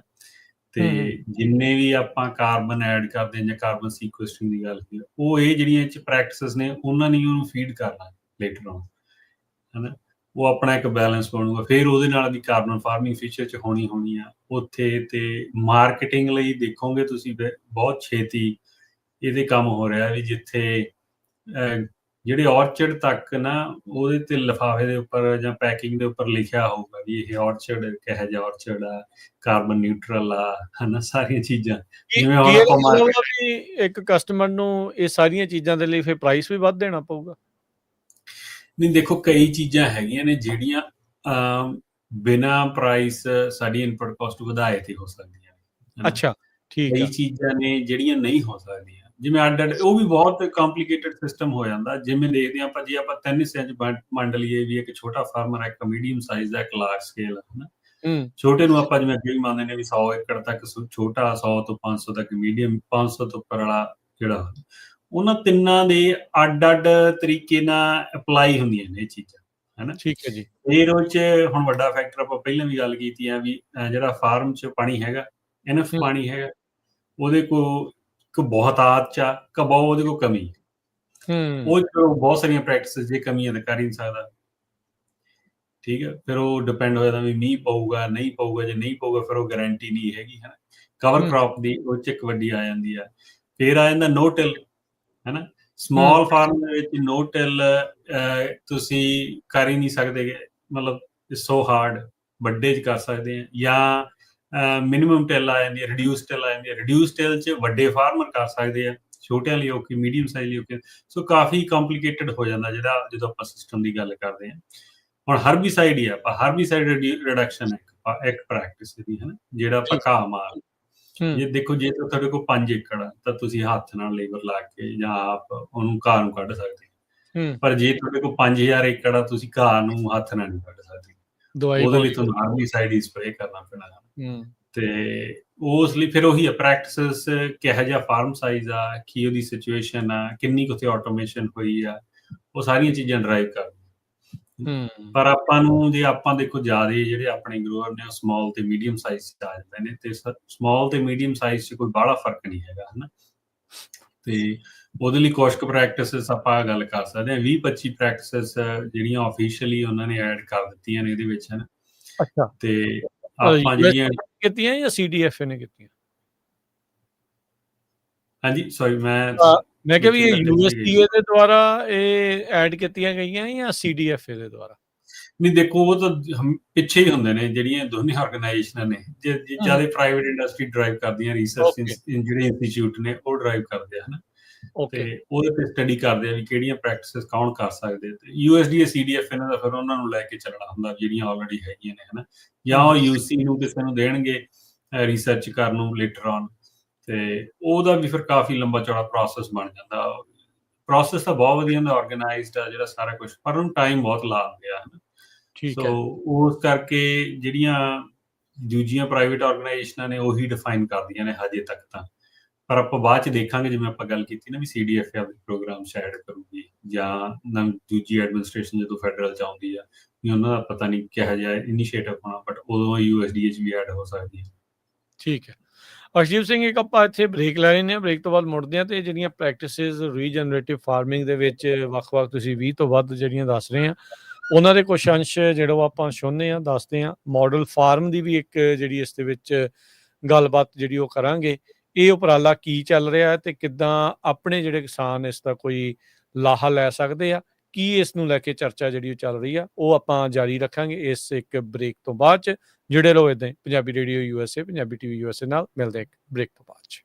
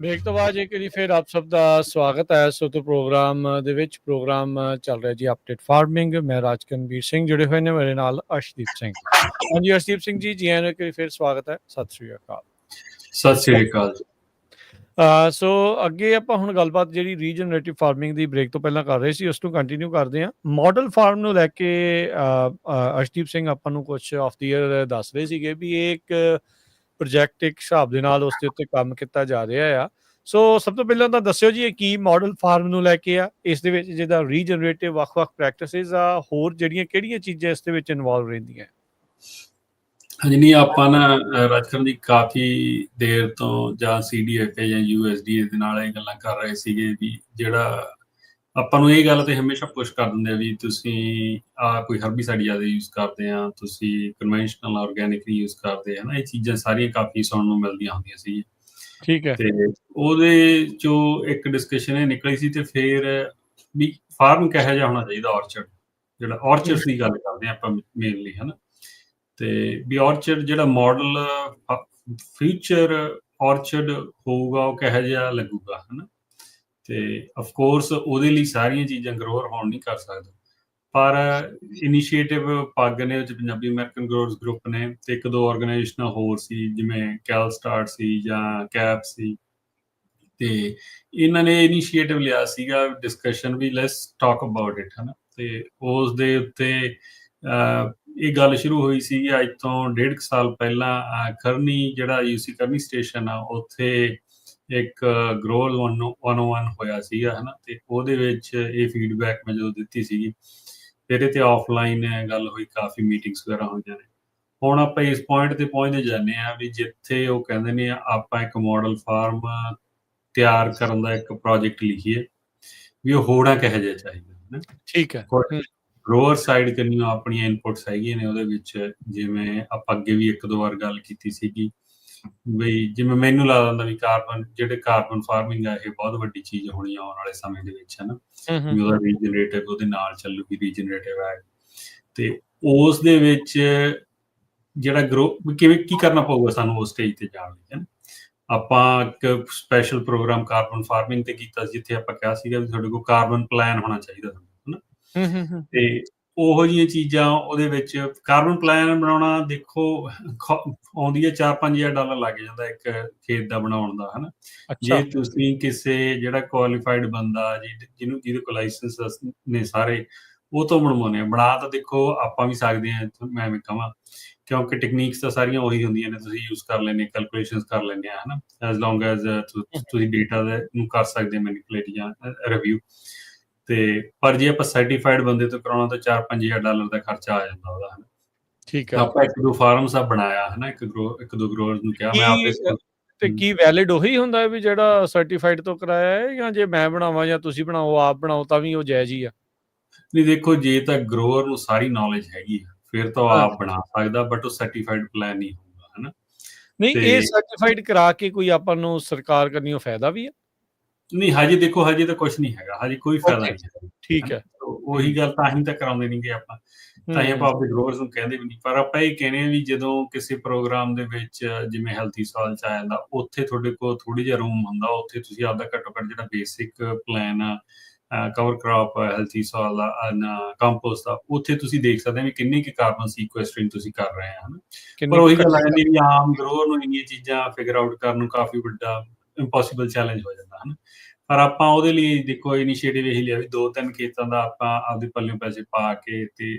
ਉਹਨਾਂ ਦਾ ਕਰਵਾਇਆ ਹਨਾ ਜਿਹੜਾ ਕਾਰਬਨ ਪਲਾਨ ਬਣਾਇਆ ਤੇ ਉਹ 'ਚ ਦੇਖਿਆ ਵੀ ਉਹ ਵੀ ਬੜਾ ਬੇਸਿਕ ਜਿਹਾ ਰਾਜਕਰਨ ਦੀ ਬਣਾਇਆ ਉਹਨਾਂ ਨੇ ਜਿਹੜਾ ਮੇਰੀ ਉਹਨਾਂ ਨੂੰ ਫੀਡਬੈਕ ਇਹੀ ਸੀਗੀ ਜਿਹਨੇ ਬਣਾ ਕੇ ਦਿੱਤਾ ਬੰਦੇ ਨੇ ਮੈਂ ਕਿਹਾ ਵੀ ਇਹ ਤਾਂ ਬਹੁਤ ਜ਼ਿਆਦਾ ਬੇਸਿਕ ਆ ਵੀ ਮੈਂ ਤਾਂ ਐਕਸਪੈਕਟ ਕਰਦਾ ਸੀਗਾ ਵੀ ਤੂੰ ਬਹੁਤ ਮਤਲਬ ਡਿਟੇਲ 'ਚ ਲਿਖੇਗਾ ਜਿੰਨੀਆਂ ਵੀ ਇਨਪੁਟ ਖੇਤ ਜਾਂਦੀਆਂ ਨੇ ਜਿੰਨੀਆਂ ਆਊਟਪੁੱਟ ਜਾਂਦੀਆਂ ਨੇ ਕੀ ਉਹਨਾਂ ਦਾ ਕਾਰਬਨ ਫੁੱਟਪ੍ਰਿੰਟ ਆ ਹਰੇਕ ਡਿਟੇਲ ਲਿਖੇਗਾ ਤੂੰ ਤਾਂ ਸਿਰਫ ਉਹ ਲਿਖਤੀ ਵੀ ਜਿਹੜੀਆਂ ਮੇਰੀਆਂ ਮੇਨ ਫਰਟੀਲਾਈਜ਼ਰ ਜਿਵੇਂ ਜਾਂਦੇ ਸੀਗਾ ਕੰਪੋਸਟ ਕਵਰ ਕ੍ਰੌਪ ਮੈਂ ਕੋਈ ਉਹ 'ਚ ਆਪਾਂ ਕਰਦੇ ਸੀਗੇ ਗੱਲ ਬਾਇਓਚਾਰ ਦੀ ਹਨਾ ਵੀ ਇਹ ਚੀਜ਼ਾਂ ਪਾਈਆਂ ਨੇ ਤੇ ਉਹ ਤਾਂ ਮੈਂ ਵੀ ਕੈਲਕੂਲੇਟ ਕਰ ਸਕਦਾ ਐਕਸਲ ਫਾਈਲ ਤੇ ਜੀ ਕਰਨਾ ਹੋਵੇ ਨਾ ਜਿਵੇਂ ਆਪਾਂ ਕਹਿੰਦੇ ਵੀ ਅਨਅਫੀਸ਼ੀਅਲ ਤੇ ਪਰ ਇਹੀ ਆਪਾਂ ਉਹਨਾਂ ਨੂੰ ਚੀਜ਼ਾਂ ਜਿਹੜੀ ਮਾਡਲ ਫਾਰਮ ਦੇ ਵਿੱਚ ਇਹੀ ਕਿਹਾ ਸੀਗਾ ਵੀ ਇੱਕ ਇਹੋ ਜਿਹਾ ਫਾਰਮ ਹੋਵੇ ਜਿਹੜਾ carbon neutral, carbon neutral overall neutral ਹੋਵੇ, ਇਕੱਲਾ ਹੀ ਨਹੀਂਗਾ ਵੀ ਆਪਾਂ 2-3 ਚੀਜ਼ਾਂ ਕਰ ਲਈਆਂ, ਹਰੇਕ ਇਨਪੁਟ ਆਊਟਪੁੱਟ ਉਹਦੀ ਮੋਨੀਟਰ ਹੋਵੇ। ਜੇ ਅਫਕੋਰਸ ਜਦੋਂ ਆਪਾਂ ਬਿਗਿਨਿੰਗ 'ਚ ਉਹਨੇ ਕਾਰਬਨ ਨਿਊਟਰਲ ਨਹੀਂ ਹੋਣਾ, ਫਿਰ ਆਪਾਂ ਨੂੰ ਪਤਾ ਲੱਗੂ ਅੱਛਾ ਵੀ ਆਹ ਚੀਜ਼ਾਂ ਨੇ ਜਿਹੜੀਆਂ ਨੈਗੇਟਿਵਲੀ ਇੰਪੈਕਟ ਕਰਦੀਆਂ ਨੇ। ਉਹ 'ਚ ਆਪਾਂ ਨੂੰ, ਜਿਵੇਂ ਮੈਨੂੰ ਪਤਾ ਹੀ ਆਪਾਂ ਨੂੰ, ਹਨਾ, ਆਪਾਂ ਸਿੰਥੈਟਿਕ ਫਰਟੀਲਾਈਜ਼ਰ ਯੂਜ਼ ਕਰਦੇ ਹਾਂ, ਡੀਜ਼ਲ ਯੂਜ਼ ਹੁੰਦਾ, ਆਪਾਂ ਬਿਜਲੀ ਯੂਜ਼ ਕਰਦੇ ਹਾਂ, ਸਾਰੀਆਂ ਚੀਜ਼ਾਂ ਹੋਣਗੀਆਂ। ਉਹਦੇ ਤੋਂ ਆਪਾਂ ਨੂੰ ਆਇਆ ਵੀ ਇਹ ਚੀਜ਼ਾਂ ਨੂੰ ਕਿਹਦੇ ਨਾਲ ਰਿਪਲੇਸ ਕਰੀਏ ਵੀ ਇਹ ਕਾਰਬਨ ਨਿਊਟਰੈਲਿਟੀ ਕਰਨੀ ਜਾਣ। ਤੁਸੀਂ ਬੈਟਰੀ ਵਾਲਾ ਟਰੈਕਟਰ ਯੂਜ਼ ਕਰ ਸਕਦੇ ਆ, ਬੈਟਰੀ ਵਾਲੇ ਗੇਟਰ ਯੂਜ਼ ਕਰ ਸਕਦੇ ਆ, ਹਨਾ, ਜਾਂ ਤੁਸੀਂ ਸੋਲਰ ਯੂਜ਼ ਕਰ ਸਕਦੇ ਆ ਖੇਤ ਦੇ ਵਿੱਚ। ਤੇ ਉਹ ਸਾਰੀਆਂ ਚੀਜ਼ਾਂ ਨੂੰ ਕੰਬਾਈਨ ਕਰਕੇ ਫਿਰ ਕਿੰਨੇ ਟਰੀ ਇਨਟੇਕ ਆਊਟਟੇਕ ਆ ਉਹਨਾਂ ਦੀ, ਵੀ ਟਰੀ ਕਿੰਨਾ ਕਾਰਬਨ ਲੈਂਦੇ ਆ, ਕਿੰਨੀ ਸਟੋਰ ਕਰਦੇ ਆ, ਕਿੰਨੀ ਰਿਲੀਜ਼ ਕਰਦੇ ਆ, ਹਨਾ।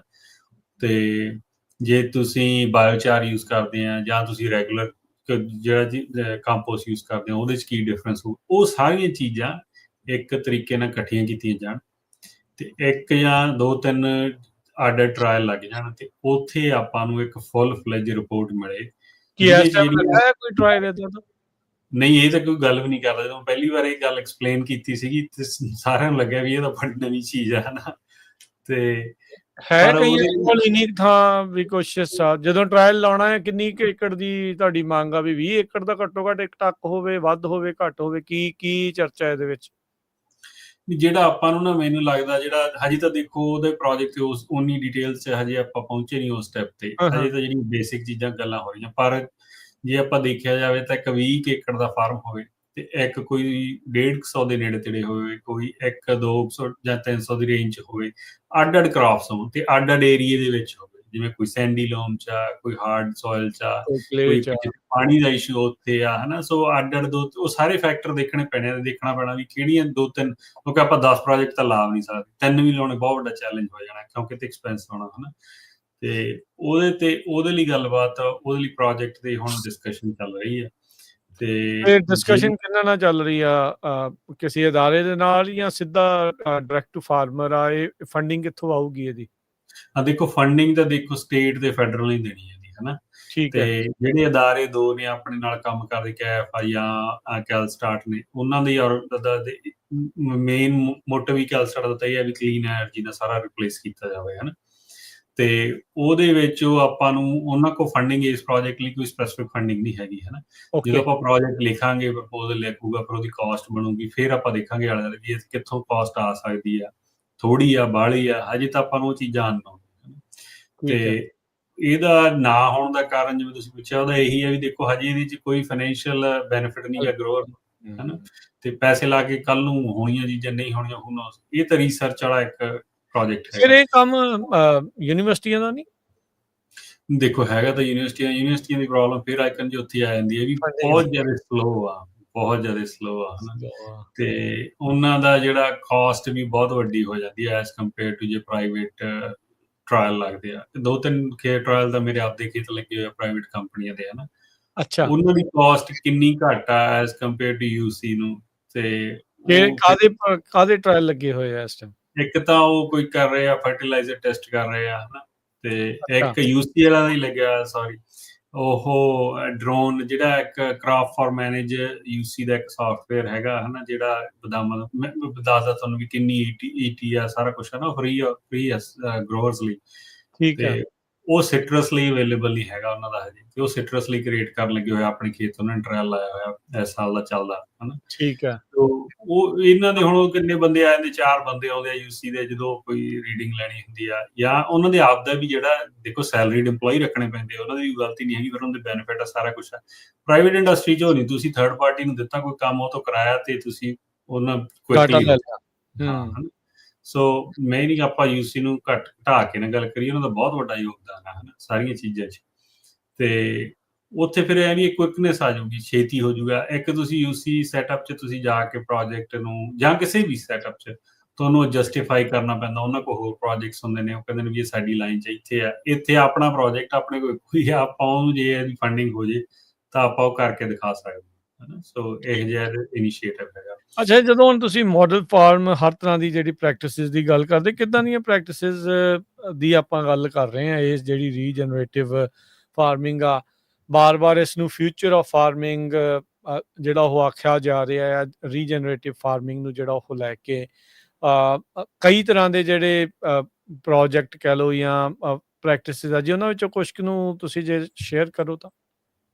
ਨਹੀਂ ਦੇਖੋ, ਜਿਹੜੀ ਸਭ ਤੋਂ ਵੱਡਾ ਜਿਹੜਾ ਕਾਮਨ ਹੈ, ਜਿਹੜਾ ਆਮ ਲੋਕਾਂ ਨੂੰ ਪਤਾ, ਉਹੀ ਕਵਰ ਕ੍ਰੌਪ ਰੀਜਨਰੇਟਿਵ ਫਾਰਮਿੰਗ ਹੈ ਨਾ। ਹੂੰ। ਤੇ ਇਹ ਤਾਂ ਮਾਡਰਨ ਕਾਫੀ ਚਿਰ ਦਾ ਚੱਲਦਾ ਹੀ ਆ ਰਿਹਾ ਹਨਾ। ਹਾਂ, ਬਹੁਤ ਚਿਰ ਦਾ ਚੱਲਦਾ ਜੀ। ਤੇ ਜਿਵੇਂ ਇੰਡੀਵਿਜੂਅਲੀ ਸਟੈਂਡ ਅਲੋਨ ਪ੍ਰੈਕਟਿਸ ਵੀ ਬਹੁਤ ਚਿਰ ਦੀ ਅਸੀਂ ਯੂਜ਼ ਕਰਦੇ ਹਾਂ ਹਨਾ, ਔਰਚਰਡਸ ਵੀ ਤੇ ਜਿਹੜੀ ਰੋ ਕ੍ਰੌਪਸ ਦੇ ਵਿੱਚ ਵੀ। ਤੇ ਕਵਰ ਕ੍ਰੌਪ ਇੱਕ ਹਰੇਕ ਨੂੰ ਪਤਾ ਹੈ ਨਾ ਵੀ ਕਿਵੇਂ ਲੱਗਦੀ ਹੈ, ਕੀ ਆ ਕਵਰ ਕ੍ਰੌਪ ਦਾ। ਆਪਾਂ ਅੱਗੇ ਵੀ ਕੈਲਕੂਲੇਸ਼ਨ ਵੀ ਉਦੋਂ ਆਪਾਂ ਦੱਸਿਆ ਵੀ ਸੀਗਾ ਵੀ ਜੇ ਇਕੱਲੀ ਕਵਰ ਕ੍ਰੌਪ ਲਾ ਲੈਂਦੇ ਆ ਤੁਸੀਂ 2 ਟਨ ਜਿਹੜਾ ਕਾਰਬਨ ਆ ਉਹ ਗਰਾਊਂਡ 'ਚ ਸਟੋਰ ਕਰ ਦਿੰਦੇ ਆ ਹਨਾ, ਸੋਲਿਡ ਫਾਰਮ ਦੇ ਵਿੱਚ ਇੱਕ ਔਰਚਰਡਸ ਹਨਾ। ਤੇ 1 ਸਾਲ ਲਾ ਕੇ ਉਹਦਾ ਤੁਹਾਨੂੰ $30 ਤੋਂ $45 ਉਹਦੇ ਕ੍ਰੈਡਿਟ ਵੀ ਮਿਲ ਜਾਂਦੇ ਨੇ। ਸੋ ਜਿਹੜਾ ਉਹ $80-90 ਤੁਸੀਂ ਸਾਲ ਦਾ ਉਹ 'ਚ ਇੱਕ ਐਕਸਟਰਾ ਰੈਵਨਿਊ ਵੀ ਜਨਰੇਟ ਕਰ ਸਕਦੇ ਆ ਹਨਾ। ਪਰ ਆਫ ਕੋਰਸ ਤੁਸੀਂ $90 ਦਾ ਕ੍ਰੈਡਿਟ ਵੇਚ ਨਹੀਂ ਸਕਦੇ, ਤੁਹਾਨੂੰ ਬਹੁਤ ਵੱਡਾ ਪੂਲ ਚਾਹੀਦਾ ਤੇ ਉਹ ਤਾਂ ਹੀ ਵਿਕੂਗਾ ਹਨਾ। ਉਹ ਡਿਫਰੈਂਟ ਸਟੋਰੀ ਹੈ। ਤੇ ਇਵੇਂ ਜਿਵੇਂ ਕੰਪੋਸਟ ਆ, ਕੰਪੋਸਟ ਵੀ ਸੋਲਿਡ ਫਾਰਮ ਆ, ਜਿਹੜਾ ਤੁਸੀਂ ਸੋਇਲ ਦੇ ਵਿੱਚ ਐਡ ਕਰਦੇ ਆ ਕਾਰਬਨ ਹਨਾ, ਸਟੋਰ ਕਰਦੇ ਆ। ਜਾਂ ਤੁਸੀਂ ਆਪਾਂ ਅੱਗੇ ਵੀ ਗੱਲ ਕੀਤੀ ਆ, ਜਿਹੜਾ ਆਪਾਂ ਬਰਨ ਕਰ ਲੈਂਦੇ ਆ ਹਨਾ, ਜਾਂ ਤੀਜੇ ਨੂੰ ਸਡਨ ਜਿਹੜੀ ਵੁੱਡ ਵਗੈਰਾ ਹੁੰਦੀ ਆ ਹਨਾ, ਚਾਰਕੋਲ ਬਣਾ ਲੈਂਦੇ, ਬਾਇਓਚਾਰ ਬਣਾ ਲੈਂਦੇ ਸੌਰੀ। ਤੇ ਉਹ ਬਾਇਓਚਾਰ ਵੀ ਬਹੁਤ ਵੱਡਾ ਫੈਕਟਰ ਆ। ਬਾਇਓਚਾਰ ਤੇ ਕੋਈ ਵੱਡੀ ਰਿਸਰਚ ਨਹੀਂ ਹੋਈ। ਬਾਇਓਚਾਰ ਇੱਕ ਤੀਜੀ ਪ੍ਰੈਕਟਿਸ ਹੈ, ਇਹ 'ਚ ਤੁਸੀਂ ਬਾਇਓਚਾਰ ਐਡ ਕਰ ਸਕਦੇ ਆ। ਨੋ ਟਿਲ, ਰਿਡਿਊਸ ਟਿਲ ਵੀ ਕਿੰਨੀ ਕੁ ਕਰ ਸਕਦੇ ਆ ਔਰਚਰਡ ਸੈਟਅਪ ਦੇ ਵਿੱਚ ਹਨਾ।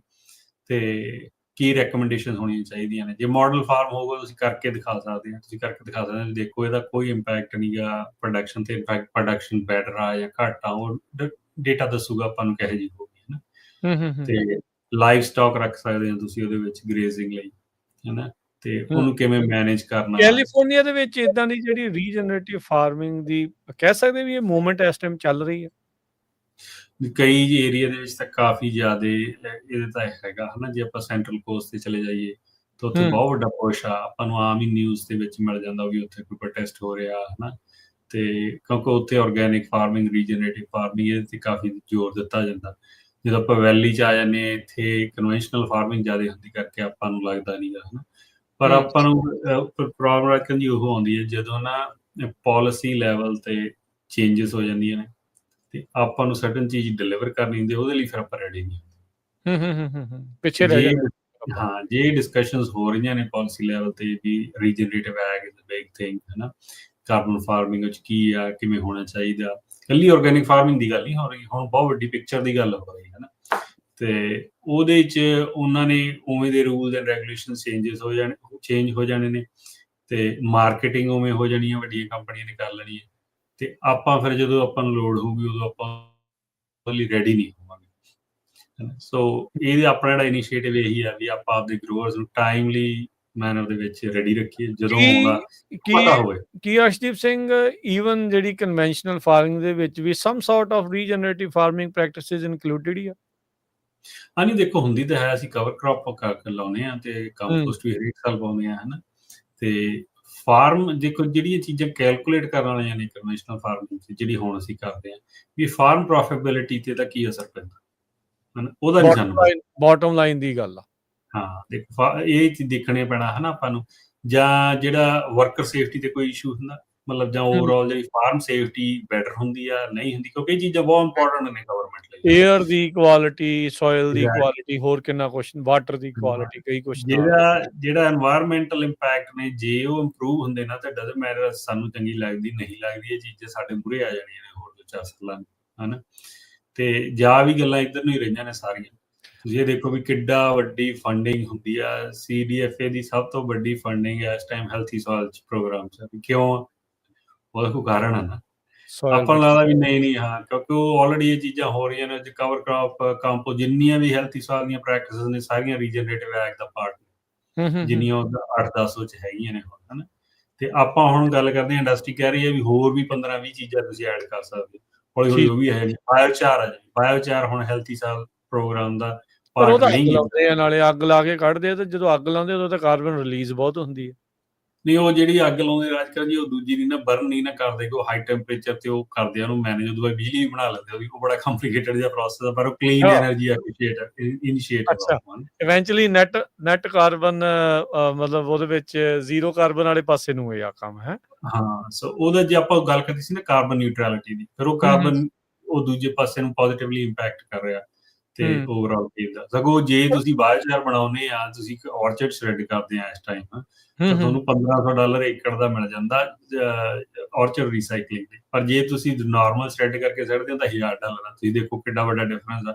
ਆਪਾਂ ਕਹਿੰਦੇ ਵੀ ਹਾਂ ਡਿਫਰੈਂਸ ਆ, ਹਨਾ, ਪਰ ਇਹ ਡਿਫਰੈਂਸ ਐਵੇਂ ਹੀ ਨਹੀਂ ਗਾ, ਇਹ ਪਾਲਿਸੀ ਨੇ ਕਿਸੇ ਨੇ ਡਰਿਵਨ ਕੀਤਾ। ਉਹਨਾਂ ਨੂੰ ਪਹਿਲਾਂ ਪਤਾ ਸੀਗਾ ਵੀ ਇਹ ਚੀਜ਼ਾਂ ਲੈ ਕੇ ਆਉਣੀਆਂ ਨੇ, ਤਾਂ ਹੀ ਉਹਦੇ ਪੈਸੇ ਜਾ ਰਹੇ ਆ। ਅੱਛਾ, ਜਦੋਂ ਕਈ ਮਹੀਨੇ ਪਹਿਲੇ ਜਦੋਂ ਤੁਸੀਂ ਦੱਸ ਰਹੇ ਸੀਗੇ ਵੀ ਪੱਗ ਵੱਲੋਂ ਤੁਹਾਨੂੰ ਜਿਹੜਾ ਉਹ ਮੌਕਾ ਮਿਲਿਆ, ਜਿਹੜੀ ਇਸ ਸਾਲ ਦੇ ਜਦੋਂ ਬਜਟ ਦੀ ਚਰਚਾ ਸ਼ੁਰੂ ਹੋਈ ਸੀਗੀ, ਕੀ ਉਹ ਬਜਟ ਦੀ ਕਨਵਰਸੇਸ਼ਨ ਦੇ ਵਿੱਚ ਅਜੇ ਵੀ ਪੱਗ ਇਨਵੋਲਵ ਆ? ਤੁਸੀਂ ਉਹਨਾਂ ਮੀਟਿੰਗਸ ਦੇ ਵਿੱਚ ਗਏ ਆ, ਤੇ ਜੇ ਗਏ ਆ ਤਾਂ ਕੀ ਉੱਥੇ ਰੀਜਨਰੇਟਿਵ ਫਾਰਮਿੰਗ ਜਾਂ ਇਦਾਂ ਦੀਆਂ ਪ੍ਰੈਕਟਿਸਿਸ ਦੇ ਲਈ ਕਿੰਨੀ ਕੁ ਮਨੀ ਆਪਾਂ ਦੇਖ ਰਹੇ ਹਾਂ? ਦੇਖੋ, ਐਜ਼ ਸਟੈਂਡ ਅਲੋਨ ਜਿਹੜੇ ਬਜਟਸ ਦੇ ਵਿੱਚ ਹਜੇ ਰੀਜਨਰੇਟਿਵ ਹੈ ਜਾਂ ਇਹੋ ਜਿਹੇ ਇਨੀਸ਼ੀਏਟਿਵ ਦੀ ਗੱਲ ਨਹੀਂ ਹੁੰਦੀ, ਕਿਉਂਕਿ ਕਲੀਅਰਲੀ ਡਿਫਾਈਨ ਨਹੀਂ ਹੈ, ਹਨਾ। ਹੂੰ, ਬਟ ਉਹਦੇ ਵਿੱਚ ਹੈਲਥੀ ਸੋਇਲ ਜਾਂ ਉਹ CDFA ਦੀ ਫੰਡਿੰਗ ਕੀ ਹੋਣੀ ਚਾਹੀਦੀ ਹੈ, ਬਿਗ ਪਿਕਚਰ ਦੇਖੀਏ, ਹਨਾ, ਵੀ ਕਿੰਨੀ ਹੂੰ, ਹੋਣੀ ਚਾਹੀਦੀ ਹੈ, ਵਧਾਉਣ ਦੀ ਲੋੜ ਹੈ, ਘਟਾਉਣ ਦੀ ਲੋੜ ਆ, ਉਹੋ ਜਿਹੀਆਂ ਗੱਲਾਂ ਹੁੰਦੀਆਂ ਨੇ, ਹਨਾ। ਕੀ ਉਹ ਵੱਧ ਬਜਟ ਰਹੀ? ਦੇ ਵਿੱਚ ਹਾਂ, ਵੱਧ ਰਹੀ, ਬਿਲਕੁਲ ਵੱਧ ਰਹੀ ਹੈ। ਫੰਡਿੰਗ ਦਾ ਜੇ ਇਸ਼ੂ ਹੋ ਰਿਹਾ, ਮਤਲਬ ਉਹਨਾਂ ਦੀ ਜਿਹੜੀ ਵੈਲਨੈਸ ਆ, ਉਹਦਾ ਜਿਹੜਾ ਵੀ ਚਾਹੁੰਦੇ ਕੀ ਆ, ਉਹ ਗੱਲ ਹੋ ਰਹੀ ਹੈ ਨਾ। ਜਿਵੇਂ ਬਜਟ ਦਾ ਖਿਆਲ ਕੱਟ ਉਹਨਾਂ ਹੋ ਦੀ ਜਾਂਦਾ ਉੱਧਰ ਹੀ ਆ। ਕਿਸੇ ਵੀ ਡਿਜ਼ਾਸਟਰ ਕਰਕੇ, ਹਨਾ, ਜਿਵੇਂ ਐਤਕੀ ਕੱਟ ਕਰਤਾ, ਜਾਂ ਉਹ ਅੱਗ ਲੱਗ ਗਈ ਸੀਗੀ ਆਪਣੇ ਵੱਲੇ, ਉਦੋਂ ਕੱਟ ਹੋ ਗਏ ਬਜਟ। ਹੂੰ, ਹੂੰ, ਉਹਦਾ ਹੂੰ, ਡਿਫਰੈਂਟ ਸਟੋਰੀ ਆ ਵੀ ਕਿੰਨਾ ਬਜਟ ਆ, ਬਟ ਕਿੰਨਾ ਕੁ ਉਹਨਾਂ ਦੀ ਪ੍ਰੈਫਰੈਂਸ ਆ, ਪ੍ਰਾਇਓਰਟੀ ਆ। ਹਾਂ, ਪ੍ਰਾਇਓਰਟੀ ਹਾਈ ਲੈਵਲ ਤੇ ਆ ਸਾਰੀਆਂ ਚੀਜ਼ਾਂ। ਠੀਕ ਹੈ। ਸੋ ਨਹੀਂ, ਦੇਖੋ ਡੈਫੀਨੇਟਲੀ ਇਹ ਚੀਜ਼ਾਂ ਪਾਲਿਸੀ ਮੇਕਿੰਗ ਦੇ ਵਿੱਚ ਜਿਹੜੀਆਂ ਉਹ ਆ ਰਹੀਆਂ, ਤੇ ਉਸ ਪਾਸੇ ਵੱਲ ਨੂੰ ਇਹ ਵੱਧ ਰਹੀਆਂ ਆ। ਤੇ ਆਪਣੇ ਜਿਹੜੇ ਕਿਸਾਨ ਨੇ, ਜਿਹੜੇ ਆਲਰੇਡੀ ਦੇਖੋ ਪ੍ਰੈਕਟਿਸਿਸ ਕਰ ਰਹੇ ਆ, ਬਹੁਤ ਵਾਰੀ ਫਾਰਮਰਸ ਤੇ ਜਿਹੜੇ ਇਨਵਾਇਰਮੈਂਟਲਿਸਟ ਆ, ਉਹ ਆਪਸ ਦੇ ਵਿੱਚ ਉਹਨਾਂ ਦੇ ਸਿੰਗ ਫਸ ਜਾਂਦੇ ਆ। ਪਰ ਇਵੈਂਚੁਅਲੀ ਜਿਹੜਾ ਫਾਰਮਰ ਆ, ਉਹ ਇਨਵਾਇਰਮੈਂਟਲਿਸਟ ਹੀ ਆ। ਉਹ ਚਾਹੁੰਦਾ ਆ ਵੀ ਭਾਈ ਮੇਰੀ ਜ਼ਮੀਨ ਵੀ ਵਧੀਆ ਹੋਵੇ, ਹਵਾ ਦੀ ਕੁਆਲਿਟੀ ਵੀ ਬੈਟਰ ਹੋਵੇ, ਪਾਣੀ ਵੀ ਵਧੀਆ ਹੋਵੇ। ਉਹਨੂੰ ਉਹਨੇ ਹੁਣ ਘਰ-ਬਾਰ ਵੀ ਚਲਾਉਣਾ ਆ, ਉਹਨੇ ਪਰਿਵਾਰ ਵੀ ਚਲਾਉਣਾ ਆ, ਕਿੰਨੇ ਲੋਕਾਂ ਦੇ ਲਈ ਉਹਨੇ ਰੁਜ਼ਗਾਰ ਵੀ ਨਾਲ ਪੈਦਾ ਕਰਨਾ ਆ। ਸੋ ਉਹਨੂੰ ਉਹ ਬੋਟਮ ਲਾਈਨ ਵੀ ਜਿਹੜੀ ਦੀਦੀ ਭਾਈ ਕਰੇ ਕੀ, ਫਿਰ ਉਹ ਫਸ ਜਾਂਦਾ ਆ ਵਿਚਾਲੇ। ਜਿਹੜਾ ਉਹ ਕਿਸਾਨ ਦੀ ਦੁਵਿਧਾ ਬਹੁਤ ਜ਼ਿਆਦਾ ਜਿਹੜੀ ਇਸ ਦੇ ਵਿੱਚ ਜਿਹੜੀ ਉਹ ਆ ਜਾਂਦੀ ਆ। ਸੋ ਜਿੰਨੀ ਦੇਰ ਤੱਕ ਉਹਨੂੰ ਇਹ ਚੀਜ਼ਾਂ ਦੇ ਲਈ ਅਜਿਹਾ ਪੁਸ਼ ਨਹੀਂ ਮਿਲਦਾ, ਜਾਂ ਕਹਿ ਲਓ ਵੀ ਅਜਿਹਾ, ਹੁਣ ਲਾਲਚ ਸ਼ਬਦ ਥੋੜਾ ਗਲਤ ਲੱਗੂਗਾ ਇੱਥੇ, ਉਹਨੂੰ ਇਹ ਨਜ਼ਰ ਨਹੀਂ ਆਉਂਦਾ ਵੀ ਹਾਂ ਵੀ ਉਹ ਸਸਟੇਨ ਕਰ ਸਕਦਾ ਹੈ ਆਪਣੀ ਜਿਹੜੇ ਪਰਿਵਾਰ ਨੂੰ ਵੀ, ਤੇ ਨਾਲ ਜਿਹੜੇ ਕੰਮਕਾਜ ਨੂੰ ਵੀ। ਉਨੀ ਦੇਰ ਦੇ ਲਈ ਉਹਨੂੰ ਉਹਦੇ ਕੋਲੋਂ ਪ੍ਰੈਕਟਿਸਿਸ ਚੇਂਜ ਕਰਵਾਉਣੀਆਂ ਥੋੜੀਆਂ ਔਖੀਆਂ ਲੱਗਦੀਆਂ ਆ। ਸੋ ਆਈ ਥਿੰਕ ਸਟੇਟ ਨੂੰ ਬਜਟ, ਜਿਹੜੇ ਪਾਲਿਸੀ ਮੇਕਰ, ਲਾ ਮੇਕਰਸ, ਉਹਨਾਂ ਨੂੰ ਇੱਧਰ ਨੂੰ ਥੋੜਾ ਧਿਆਨ ਜਿਹੜਾ ਉਹ ਜ਼ਿਆਦਾ ਸੋਚਣ ਦੀ ਜਿਹੜੀ ਉਹ ਨਾਲ ਦੇ ਨਾਲ ਜ਼ਰੂਰਤ ਹੈ, ਰਾਦਰ ਦੈਨ ਵੀ ਪਾਲਿਸੀ ਬਣਾ ਕੇ ਇਹਨਾਂ ਦੇ ਸਿਰ ਦੇ ਉੱਤੇ ਸਿੱਟੀ ਜਾਓ ਵੀ ਆਹ ਵੀ ਕਰ, ਆਹ ਵੀ ਕਰ, ਆਹ ਵੀ ਕਰ। ਉਹ ਥੋੜਾ ਔਖਾ ਉਹਨਾਂ ਦੇ ਲਈ ਲੱਗਦਾ ਹੈ। ਹਾਂਜੀ, ਨਹੀਂ, ਜਿਹੜੀ ਗੱਲ ਤੁਸੀਂ ਕੀ ਆ, ਆਈ ਥਿੰਕ ਜਮਾਂ ਠੀਕ ਆ। ਉਹਨੂੰ ਆਪਾਂ ਲਾਲਚ ਜੇ ਨਹੀਂ ਕਹਿੰਦੇ, ਆਪਾਂ ਕਹਿੰਦੇ ਹਾਂ ਫਾਰਮ ਪ੍ਰੋਫਿਟੇਬਿਲਿਟੀ। ਜੇ ਉਹ ਵੱਧਦੀ ਆ ਤਾਂ ਹਰੇਕ ਬੰਦਾ ਉਹਦੇ ਲਈ ਇੰਟਰਸਟਡ ਹੀ ਹੋਊਗਾ, ਹਨਾ। ਤੇ ਦੂਜੀ ਗੱਲ ਜਿਹੜੀ ਤੁਸੀਂ ਕਹਿ ਰਹੇ ਆ ਵੀ, ਜਿਵੇਂ ਮੈਂ ਤੁਹਾਨੂੰ ਇੱਕ ਐਗਜ਼ਾਮਪਲ ਦਿੰਦਾ ਵੀ, ਇਸ ਜਿਹੜੀਆਂ ਪ੍ਰੈਕਟਿਸਿਸ ਨੇ 25-30 ਹੁਣ ਇਹਨਾਂ ਨੇ ਕੀਤੀਆਂ ਨੇ, ਉਹਦੇ ਵਿੱਚ ਇੱਕ ਪ੍ਰੈਕਟਿਸ ਹਿਊਮਨ ਰਾਈਟਸ ਲਿਖਿਆ ਹੋਇਆ। Can you imagine? ਅੱਛਾ। ਹਿਊਮਨ ਰਾਈਟਸ ਕਹਿੰਦੇ ਵੀ ਜੇ ਆਪਾਂ ਰੀਜਨਰੇਟਿਵ ਐਗ ਕਰਦੇ ਆ ਤਾਂ ਉਹਦੇ ਨਾਲ ਬੈਟਰ ਹੁੰਦਾ, ਕਿਉਂਕਿ ਆਪਾਂ ਬੈਟਰ ਇਨਵਾਇਰਨਮੈਂਟ ਦਿੰਦੇ ਆ, ਕੋਈ ਉਹ ਚੀਜ਼ਾਂ ਨਹੀਂ ਹਵਾ ਐਡ ਪਾਣੀ ਕਰਦੇ। ਸ਼ੁੱਧ ਹੁੰਦਾ ਆ, ਹਨਾ, ਵੀ ਵਾਤਾਵਰਨ ਸਾਫ਼ ਤੋ ਹੁੰਦਾ ਹੈ। ਆਪਾਂ ਜਿਹੜਾ ਫਾਰਮਰ ਆ, ਉਹ ਚੀਜ਼ਾਂ ਨੂੰ ਹੋਰ ਤਰ੍ਹਾਂ ਦੇਖਦਾ। ਉਹ ਕਹਿੰਦਾ ਵੀ ਬੀਜਿਆ ਕਵਰ ਕ੍ਰੌਪ ਬਿਜਲੀ ਵੀ ਹੋ ਗਿਆ, ਹਨਾ, ਰੀਜਨਰੇਟਿਵ। ਤਾਂ ਹੀ ਜਿਹੜਾ ਰੀਜਨਰੇਟਿਵ ਐਗ ਦਾ ਡਿਵੈਲਪ ਆ, ਹੁਣ ਉਹ ਕਾਫੀ ਵੱਡਾ ਹੋ ਚੁੱਕਿਆ, ਹਨਾ। ਆਪਾਂ ਕੋਸ਼ਿਸ਼ ਕਰਾਂਗੇ ਵੀ ਇਹ ਤੇ ਵੀ ਜਿਹੜਾ ਕੋਈ ਨਾ ਕੋਈ, ਜਾਣੀ ਕਿ ਕਿਸੇ ਨਾ ਕਿਸੇ ਆਰਗੇਨਾਈਜੇਸ਼ਨ ਨੂੰ ਕਨਵਿੰਸ ਕਰੀਏ ਵੀ ਤੁਸੀਂ ਜਿਹੜੀ ਰੀਜਨਰੇਟਿਵ ਐਗ ਤੇ ਵੀ ਪੱਗ ਨਾਲ ਕੰਮ ਕਰੋ, ਹਨਾ, ਜਾਂ ਔਰਚਰਡ ਸੈਟਅਪ 'ਚ ਕਰੋ, ਕਿਉਂਕਿ ਕੋਈ ਕੰਮ ਨਹੀਂ ਹੋਇਆ। ਜਿਹੜੀਆਂ ਗੱਲਾਂ ਆਪਾਂ ਕਰਦੇ ਹਾਂ, ਵੈਸੇ ਉਹ ਕਹਿੰਦਾ ਆਪਦੀ ਵਡਿਆਈ ਨਹੀਂ ਕਰਨੀ ਚਾਹੀਦੀ ਆਰਗੇਨਾਈਜੇਸ਼ਨ ਦੀ, ਬਟ ਇਹ ਆ ਵੀ ਆਪਾਂ ਬਹੁਤ ਸਾਰੀਆਂ ਗੱਲਾਂ ਇਹੋ ਜਿਹੀਆਂ ਕਰਦੇ ਹਾਂ ਜਿਹੜੀਆਂ ਨਾ, ਜਦੋਂ ਕੋਈ ਵੀ ਨਹੀਂ ਬੰਦਾ ਉਹ ਗੱਲ ਕਰ ਰਿਹਾ, ਜਦੋਂ ਆਪਾਂ ਜਾ ਕੇ ਉੱਥੇ ਕਰਦੇ ਹਾਂ ਤਾਂ ਪਹਿਲਾਂ ਜਿਹੜਾ ਉਹ ਕਹਿੰਦਾ ਹੁੰਦਾ ਵਾਓ ਫੈਕਟਰ ਆਉਂਦਾ ਵੀ ਅੱਛਾ ਹਾਂ, ਇਹ ਤਾਂ ਗੱਲ ਸੋਚੀ ਨਹੀਂ ਵੀ ਐਂ ਵੀ ਹੋ ਸਕਦਾ, ਹਨਾ। ਤੇ ਉਹ ਇਹ ਉਹਨਾਂ ਦਾ ਪਾਰਟ ਆ, ਹਨਾ। ਤੇ ਬਾਕੀ ਹੁੰਦਾ ਵੀ ਜਿੰਨਾ ਆਪਣੀ ਫਿਊਚਰ ਦੀ ਜ਼ਿਆਦਾ ਤਿਆਰੀ ਹੋਊਗੀ, ਉਨੀ ਆਪਾਂ ਜ਼ਿਆਦਾ ਸਟੇਬਲ ਹੋਵਾਂਗੇ। ਤੇ ਜੇ ਆਪਾਂ ਅੱਗੇ ਵਾਂਗੂ ਕੀਤਾ ਜਿਵੇਂ ਸਿਗਮਾ 'ਚ ਹੋਈ ਆ ਆਪਣੇ ਨਾਲ, ਫਿਰ ਆਪਾਂ ਉਹੀ ਸਿਚੁਏਸ਼ਨ 'ਚ ਹੋਵਾਂਗੇ ਜਿਹੜੀ ਅੱਜ ਹੈਗੀ ਹੈ ਸਿਗਮਾ ਵਾਲੀ ਆਪਣੇ। ਅਰਸ਼ਦੀਪ ਸਿੰਘ ਬਹੁਤ-ਬਹੁਤ ਧੰਨਵਾਦ, ਬੜੀ ਮਿਹਰਬਾਨੀ। ਪ੍ਰੋਗਰਾਮ ਦਾ ਸਮਾਂ ਜਿਹੜਾ ਹੁਣ ਇੱਥੇ ਹੀ ਸਮਾਪਤ ਆ। ਮਿਲਦੇ ਹਾਂ ਫਿਰ ਅਗਲੀ ਵਾਰੀ। ਮਿਹਰਬਾਨੀ, ਧੰਨਵਾਦ, ਸਤਿ ਸ੍ਰੀ ਅਕਾਲ ਜੀ। ਸਤਿ ਸ਼੍ਰੀ ਅਕਾਲ ਜੀ।